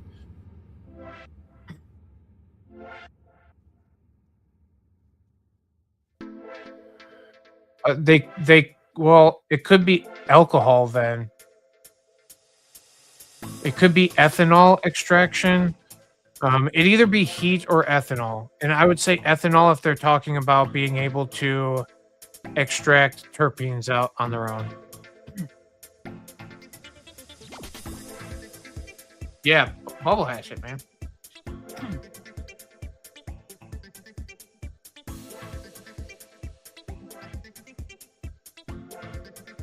Hold on. You're talking about artificially created toxins that ultimately have a negative effect versus naturally available treatments. Yeah, but also too, like, if you wanted my opinion at it, I would rather see people do opium than use some opiates that are created through lab processes.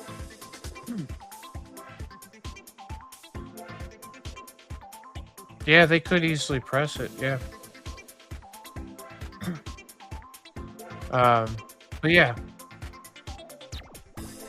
I always said, like, too, like, a pilled form of something typically is just a carrier for, it's a method of ingestion. It's not because it's some magic dust, right? The magic dust that's inside of a Norco is the fucking 10 milligrams or the 5 milligrams of opiate that they put in it. It's not the carrying acetaminophen or whatever the fuck else they carry, their carrying agents are, or just edible chalk, whatever the hell that is.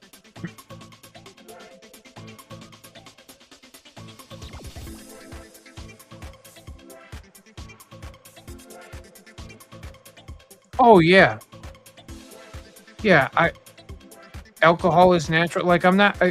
My thing is, I'm not against the consumption of any of it, and I think that in the right places and with the right attention, all of these things could theoretically be medicinal according to what we call medicine, which is to treat people in a way that makes them feel better, right? Like a lot of what we do isn't to cure. A lot of what we do is treatment. And what is treatment? It is alleviation. It's symptom alleviation. It's, you know, because so like, what is, and I use fibromyalgia all the time. What is fibromyalgia? Well, what is, well, and MS is something that is affecting the sclerosis of your system. There is a thing that is happening there, so they can, through medications, slow some of those things. But what's going on there is causing certain parts of your system to react in a certain way. So, like, alleviating the symptoms of that, again, in like an MS patient, it would be like energy production. You would like to increase spasticity. You would like to decrease overall general, pains and whatever. Like, yeah. So, I don't know that we like treat a lot of direct conditions as much as we are treating symptoms of it. And yeah, because also the reason why we're doing that is the regulatory systems that we will be using to try to regulate your system that is out of whack is typically the endocannabinoid system. It's the immune system, the endocannabinoid system. These are the major regulatory bodies inside of our body. So,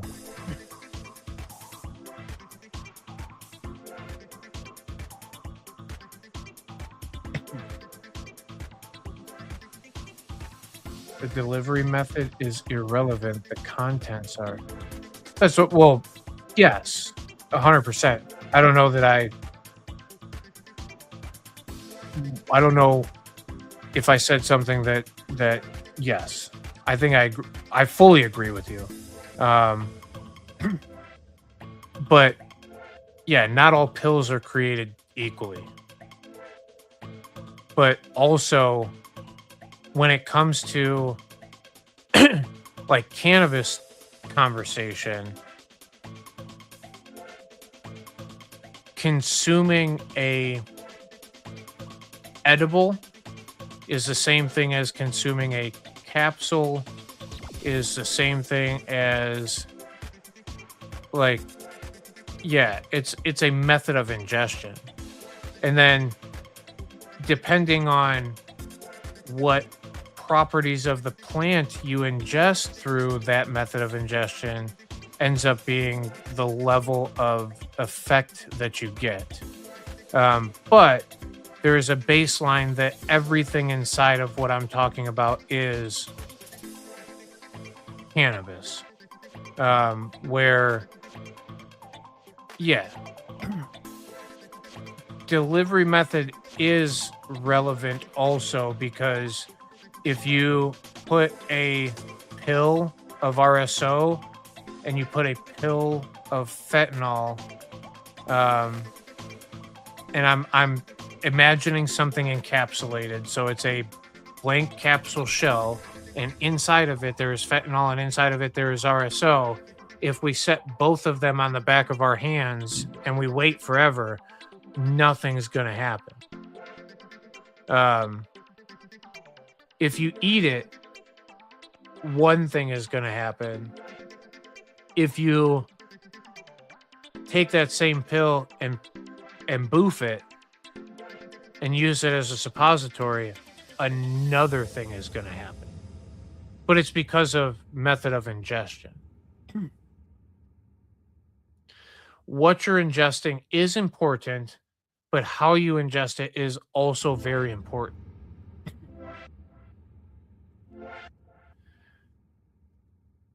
Especially when we're talking cannabis, because that is the main thing that I like to talk about.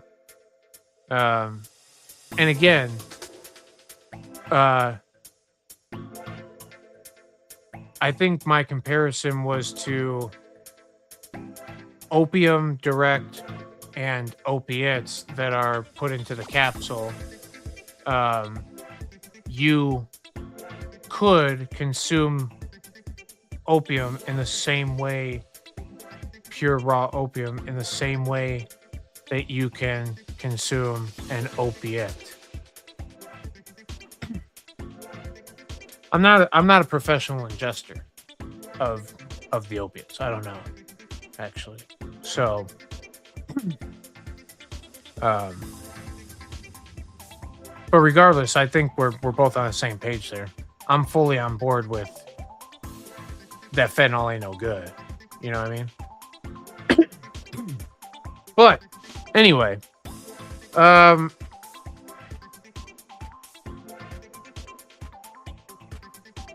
let me hit this vape pen one more time with y'all, and then I think I'm gonna call it a night. I appreciate y'all. I'm starting to lose my voice over here. Talk too damn much today. Talk too damn much most days too, but this is a we were talking about concentrates and stuff. This is a live resin cartridge that actually has to have some excess terpene of sorts inside of it. It just tastes too damn good not to, but it is one of my favorite vape pens I've ever smoked in my life. It tastes really good.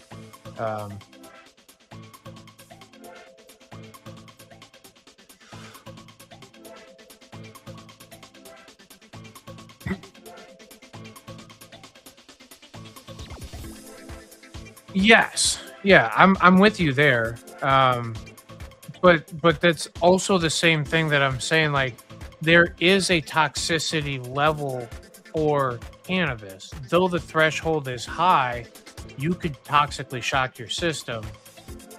And that is also a very interpretable thing. Because the one that I like to use is on the high side of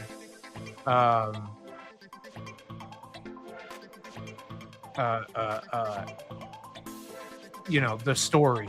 But some people do believe that you could theoretically overdose. I think it was like 30-ish grams, maybe was what they said. Well, listen, if you toxically shock your system at 30 grams, if you could ingest the 60 grams of it, you could theoretically die. Now, because of absorption rate, all of the above, I would say no. We also are a society that recognizes cannabis being correlated in death, but not necessarily to be the direct cause of death, where there are other societies that believe that cannabis is a direct cause of death and attribute it to it still. They're behind some times, but it still happens. And if there's both sides of it, there's just both sides of it. We're unable to say. 60 grams of purely concentrated THC.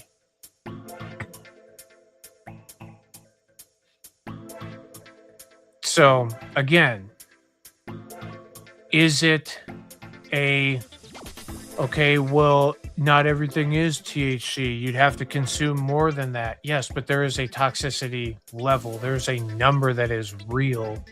And like I don't want anybody to even have to find out, but have you ever done a 1 gram dab before? Have you ever consumed 1 gram of concentrate in one smoke session? Because I'm gonna tell you what, mighty fucking uncomfortable. It hurts the lungs quite a bit. Boy, does it sting the brain. Like, you want to talk about anxious, paranoid, starting to feel like you can't catch your breath right and everything. That, go ahead and do yourself a big 1 gram dabber. No, I mean, it feels like you are, and I'm with that. Yeah, well, and bingo, drummer absolutely nailed it there. You pass out. Your system overloads from the level of stimulation that it just got, and then you literally pass out. That is your body's way of saying no more. And if we pushed past those limits, if you were able to, again, push past those limits, could it actually toxically shock your system to the point of death? And to say no is not right. We do not have definitive science behind saying no. Can we all speculatively say that we've been super intoxicated under the influence of cannabis, and we know that our hearts weren't actually exploding while we laid in bed going, holy fuck, I'm going to have a heart attack. I can't breathe anymore.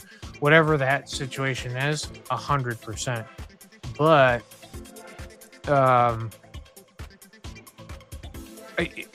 when is too much might just never have been pushed in the cannabis space, and you might pass out before you get to that point anyway.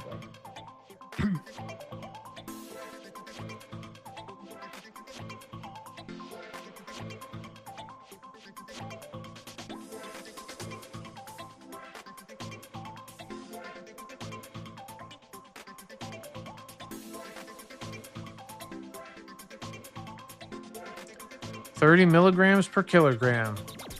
But this isn't a clear-cut lethal amount, making it extremely difficult to overdose fatality on THC alone. And that's what I'm telling you. There is no definitive science behind this. It's speculated, and I told you when I talk about it, I tell people the exaggerated, which is I think it's like in joints. If you were to roll joints out of it and smoke joint after joint, it's something in the realm of like 50 pounds, 100 pounds, 200 pounds, something crazy. I used to flash the stat all the time because when I saw the thing, it made me that excited about it. I used to flash the stat constantly.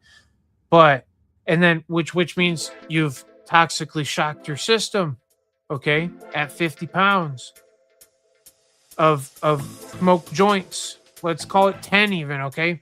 10 pounds of smoked joints. First of all, that's a fuck ton. It probably would cost you a ton. Even if you home grew it, how long would it take you before you could grow that much? And then it would cost you a bundle just to get enough fucking joints to do the damn thing, okay? So anyway, and it would take you forever to roll the joints, and you could never smoke them anyway. That's just to toxically shock your system. To lethally dose your system, this is the LD50 test that I'm explaining in a very roundabout way. You would have to double that amount. And that amount would be 20 pounds, 100 pounds, 200 pounds, whatever the fuck it is. Like, we're talking astronomical numbers of something that isn't real.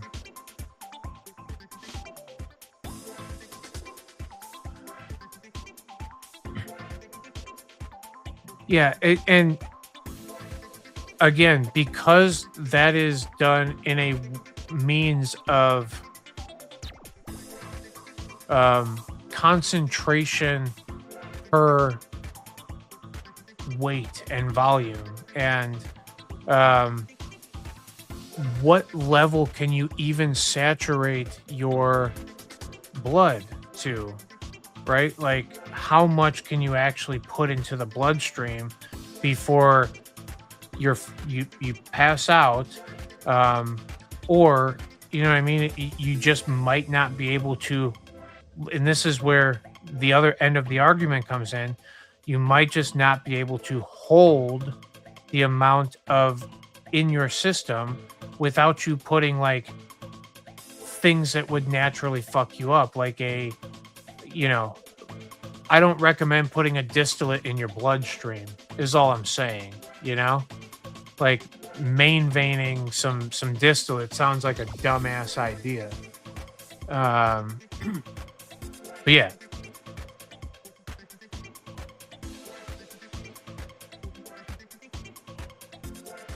But how much alcohol, RX, etc. do you need to take before death compared to THC? Some of it's a lot. like sugar, okay, causes a lot of deaths a year and toxicity and whatever. And I'm with you, but in that same rate, it might be depending on like what we're trying to say, the concentration that it would take to actually kill you. I think you could get away with consuming a fuck ton of sugar in one day.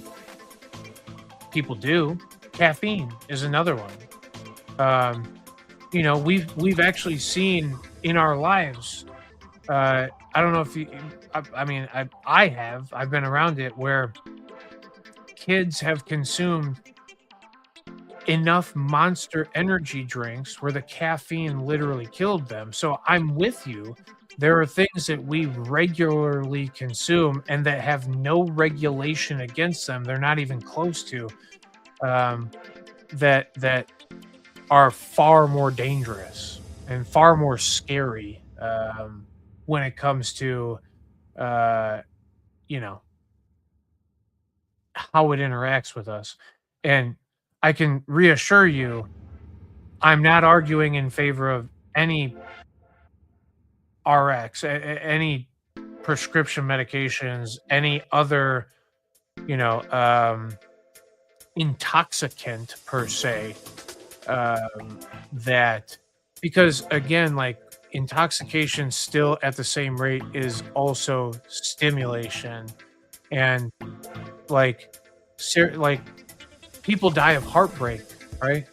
So they just had too much brain chemical or not enough brain chemical. It literally, and though maybe there's something to be said about, well, they could have eaten better, or they weren't eating the right way, or it caused a stress induced shock. Well, too much serotonin, dopamine, epinephrine. What is it? What's the other one? Serotonin, dopamine. What's the brain chemicals, for fuck's sake? Why am I so bad? Maybe I. Hey, this vape pen that I was telling you about, y'all, it's pretty good. I like it. It does good work for me. I grew up with Jolt Cola before football and basketball games. Children being children for, oh man, just children begging for a cardiac incident. Well, dude, and genetic memory, you're 100% it. I mean, we saw the little kid who, I mean, there's literally a video, or there was a video of a kid who drank too many Monster energy drinks, and his whole entire chest, his heart was beating so hard, was blowing so hard that it was protruding through his rib cage, out of his armpit. Like, it was a disaster, dude. And then, you know, kid passed away.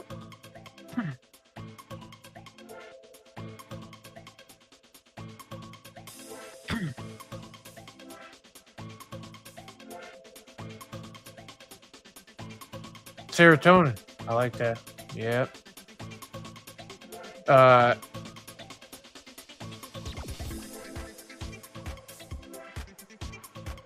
Oxytocin. That's the other one. There we go. Yeah, serotonin's more of a sleep inducer, but yeah, 100%.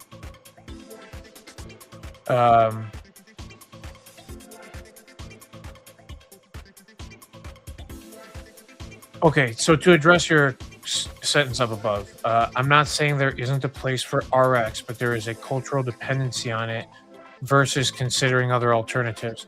The cultural dependency is not on RX, it's on the money that the RX makes.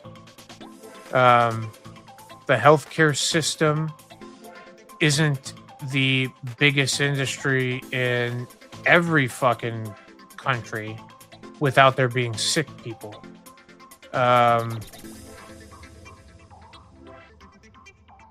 The problem is not how health is handled in some instances as much as it is how we look at health.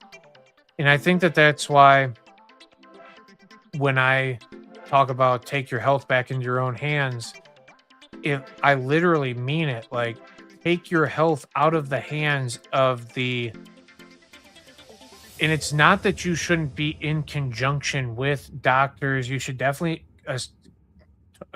still have doctors, still take their guidance and still allow them to help you understand your health, but to treat your health.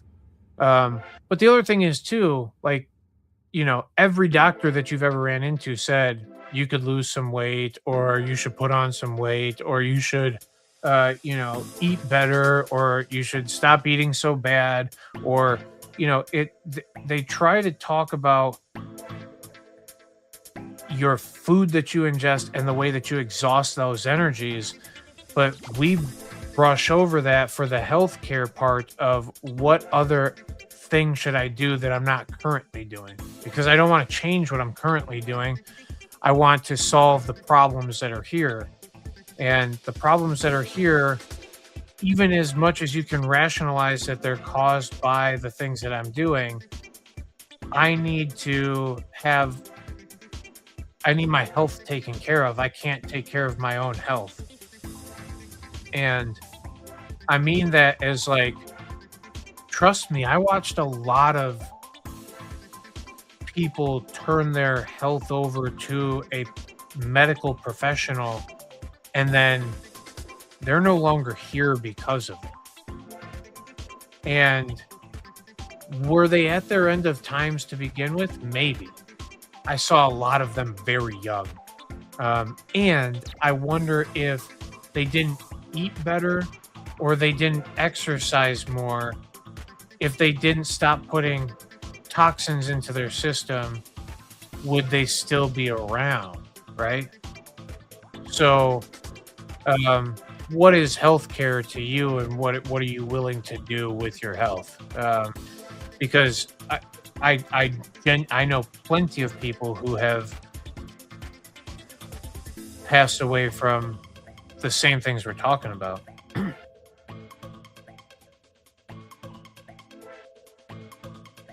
Oh yeah, treating versus curing. Well, what we also think the word curing means versus implementationally what curing is feels like worlds of difference. A cure is to be symptom free, or it's to be conditionally or symptomly free of that thing for more than 5 years. So even when that's the period of remission, right? Where the cancer has gone away or is going away, but not for 5 years will they tell you you're no longer cancerous. Your tumors are completely benign, right? Like there's There's no cancer here that we can see, and they won't do that for 5 years. So we have to be a treatment thing, because what cure looks like in a lot of our brains is that we take the magic elixir, and then all of a sudden, bing, bang, boom, whatever that negative scenario is all of a sudden fixed. So, like, but the things that are happening that are the deteriorations can either be naturally occurring or exacerbatedly naturally occurring, and and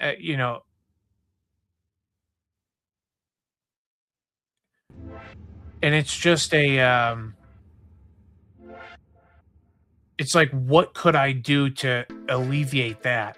And no matter what, if you have, and this is from me interacting with medical patients, um, if you have a traumatic brain injury and it gets hard for you to do math, or it's hard for you to recall situations, one of the best things you can do is work out your brain, do math problems again, um, you know flex the muscle as much as you humanly can.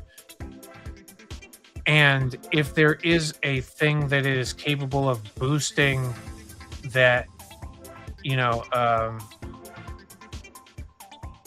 deterioration, or boosting in the opposite way, but, you know, slowing the deterioration of, then I think you should add that into your system as well.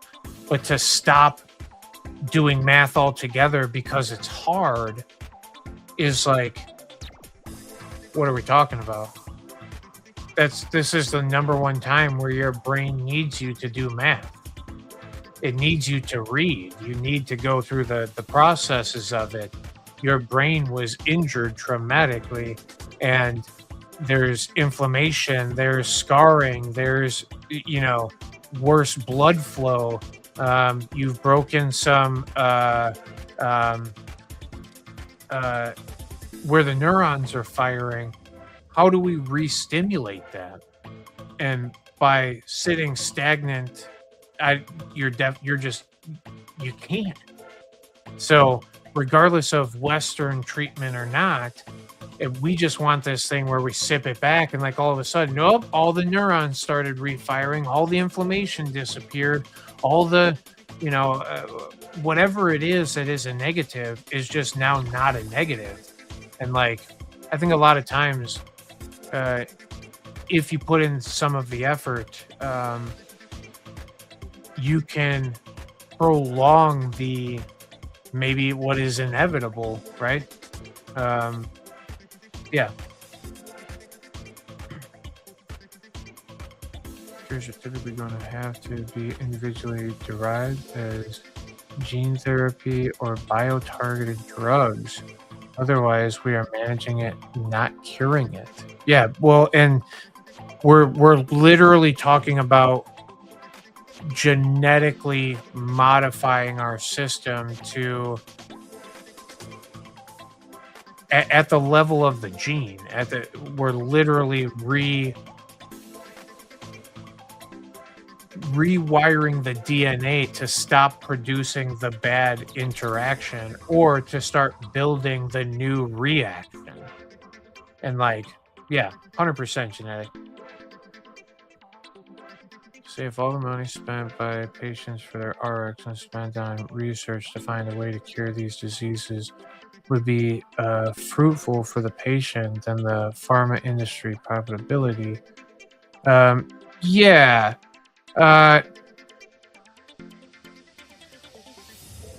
The problem, and then that's it, is it's just profitability. It's all done. We all know that. Like, I'm not saying that there's plenty of doctors that are badasses. There's plenty of um, biologists and medical scientists and whatever that are just absolute gangsters in the space of human anatomy and physiology. And um, they are doing it for something more than a profit. There's some places, and this is what I'm saying, like, why are there smaller doctors' offices that all of the elites go to, and it costs millions of dollars to see these guys? And is it because of branding? Is it because the doctor, you know what I mean? Like, it's just the word of mouth? Or is this mofo just so bad with understanding human anatomy and physiology that, you know, it's not about profitability. It's about, if you want access to that level of treatment or that level of knowledge, it's just going to cost you an unbelievable amount of money. And by the way that our system runs with this insurance bullshit, they make it impossible for some doctors to be able to do and deliver the medications or the treatments that they think would fit the best for their patient. And whether that's medicine from RX, big pharma, whatever, or whether that's natural plant medicines, or whether it's things that people call drugs or not, you know, I think there are people who are very good at medicine, and we're all just not seeing them because they're off doing their own thing. The other thing is, too, the people who are working in the labs doing the chemistry and biology and, you know, ultimately interacting that with the anatomy and physiology to make new biomedicines and shit, whatever, those people are, they're being stifled by big pharma in the way that they'll make a new drug, go to take it to market. Big pharma will say, yes, we can help you take it to market, but it costs a butt ton of money to get the FDA to approve it and all these things. So they buy the patents up and say, okay, we'll take it to market. And then before it ever goes anywhere, that drug gets shipped into the fucking background somewhere. I believe if you sell the thing in a patent or whatever the fuck it is, I don't know that you ever get rights back to it, but I think after 7 or 10 years, you can start to kind of remake a product that is similar to it, but you could never make the same exact product. So people who are doing really cool things get stifled when they try to take it to market in that way, where other people might just be like making their shit. And they, you know, I don't know. I don't know that I'm sure there's medications in the world, you know, Magic Johnson. All right, there we go. That are better than the ones that they give us also. And it's because the way that they would regulate it, or the people that are scared, if they found out that they had it, they would regulate it, take it away, make it so that, you know, because there's some weird shit like that that goes on too.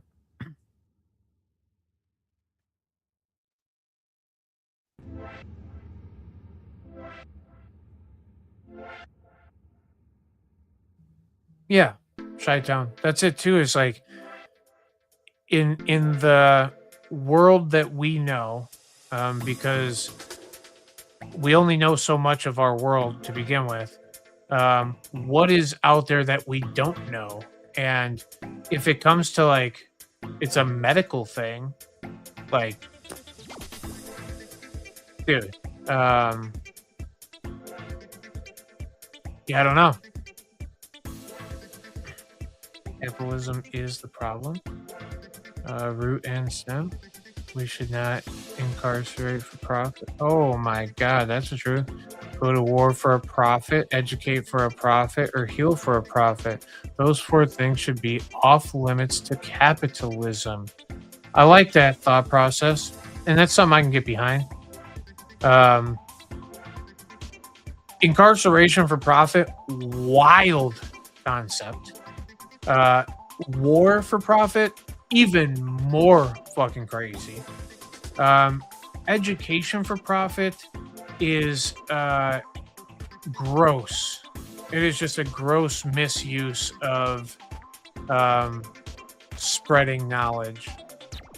And then, yeah, healing for a profit. Like I said, I mean, yeah, everything that you just mentioned is barbar. It's barbaric barbarism, dude. Yeah. Yep. But yeah, that said, I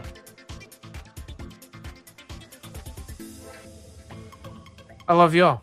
It's 12:12 a.m. on 12/12 the day.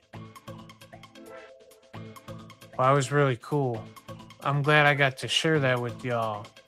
Let's smoke one more and then let me go to bed. My friends, remember this thing. I hope you strike peace when you seek it. I hope you find love when you need it, and I hope you can cope when you feel it. Peacekeepers, thanks again for always interacting, talking, hanging, being just the greatest people in the damn world. I love you all greatly. Let me see if I can do this really quick.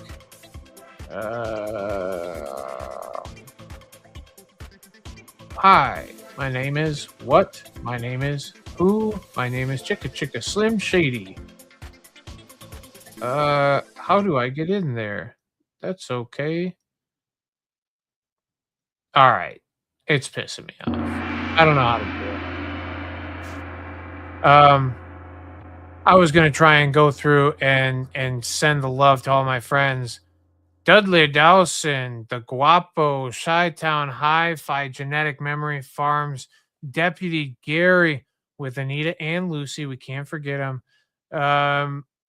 Let's go with Drummer 83, a good friend. Dudley Dawson, Mr. Rourke, Chi-Town Hi-Fi, Genetic Memory, Dr. Lebby, Mr. Frank himself. He's here. What a good, I love Frank. What a good dude. Guapo, Dudley, Rourke, Genetics, Rourke, Deputy. Holy smokes. Who else do we have in here? I know we had some good friends. I think, well, Cole stopped in. How about Dr. Danknugs? We had a great conversation with Dr. Danknugs. I wouldn't be up this late if it wasn't for him. What an amazing human. Thank you so much for being a part of this thing. Cole also stopped in and gave some love. Sean Whitney, I remember at the beginning, he said something. I'm trying to do this. Daily Homegrown, what a hero. Who else came through this thing? Dude, we had a great fucking chat today. You guys are fucking too good. What was our other friend's name who... John Voight, obviously. Oh, I got up to Mr. Voight. We got... Who was in here for... Anyway, damn it, dude. Came in for Dr. Danknugs. Great human. Shit. Daily Homegrown. Anyway, sorry. I love you all, regardless. J Rats 420. Damn it, dude. I should have just looked at the bottom. I knew Guapo would always fucking have my back. What a hero. Anyway, to you all, I love you all. Smoke weed every day. Oh, and don't forget avocado, potato. Thank you, Sacrifice.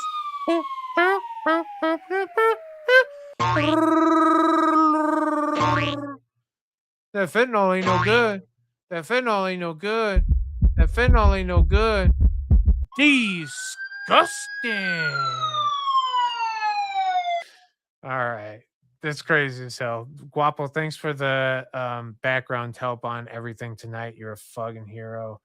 To the rest of you, adios. I will see you next week. Have a wonderful rest of yours.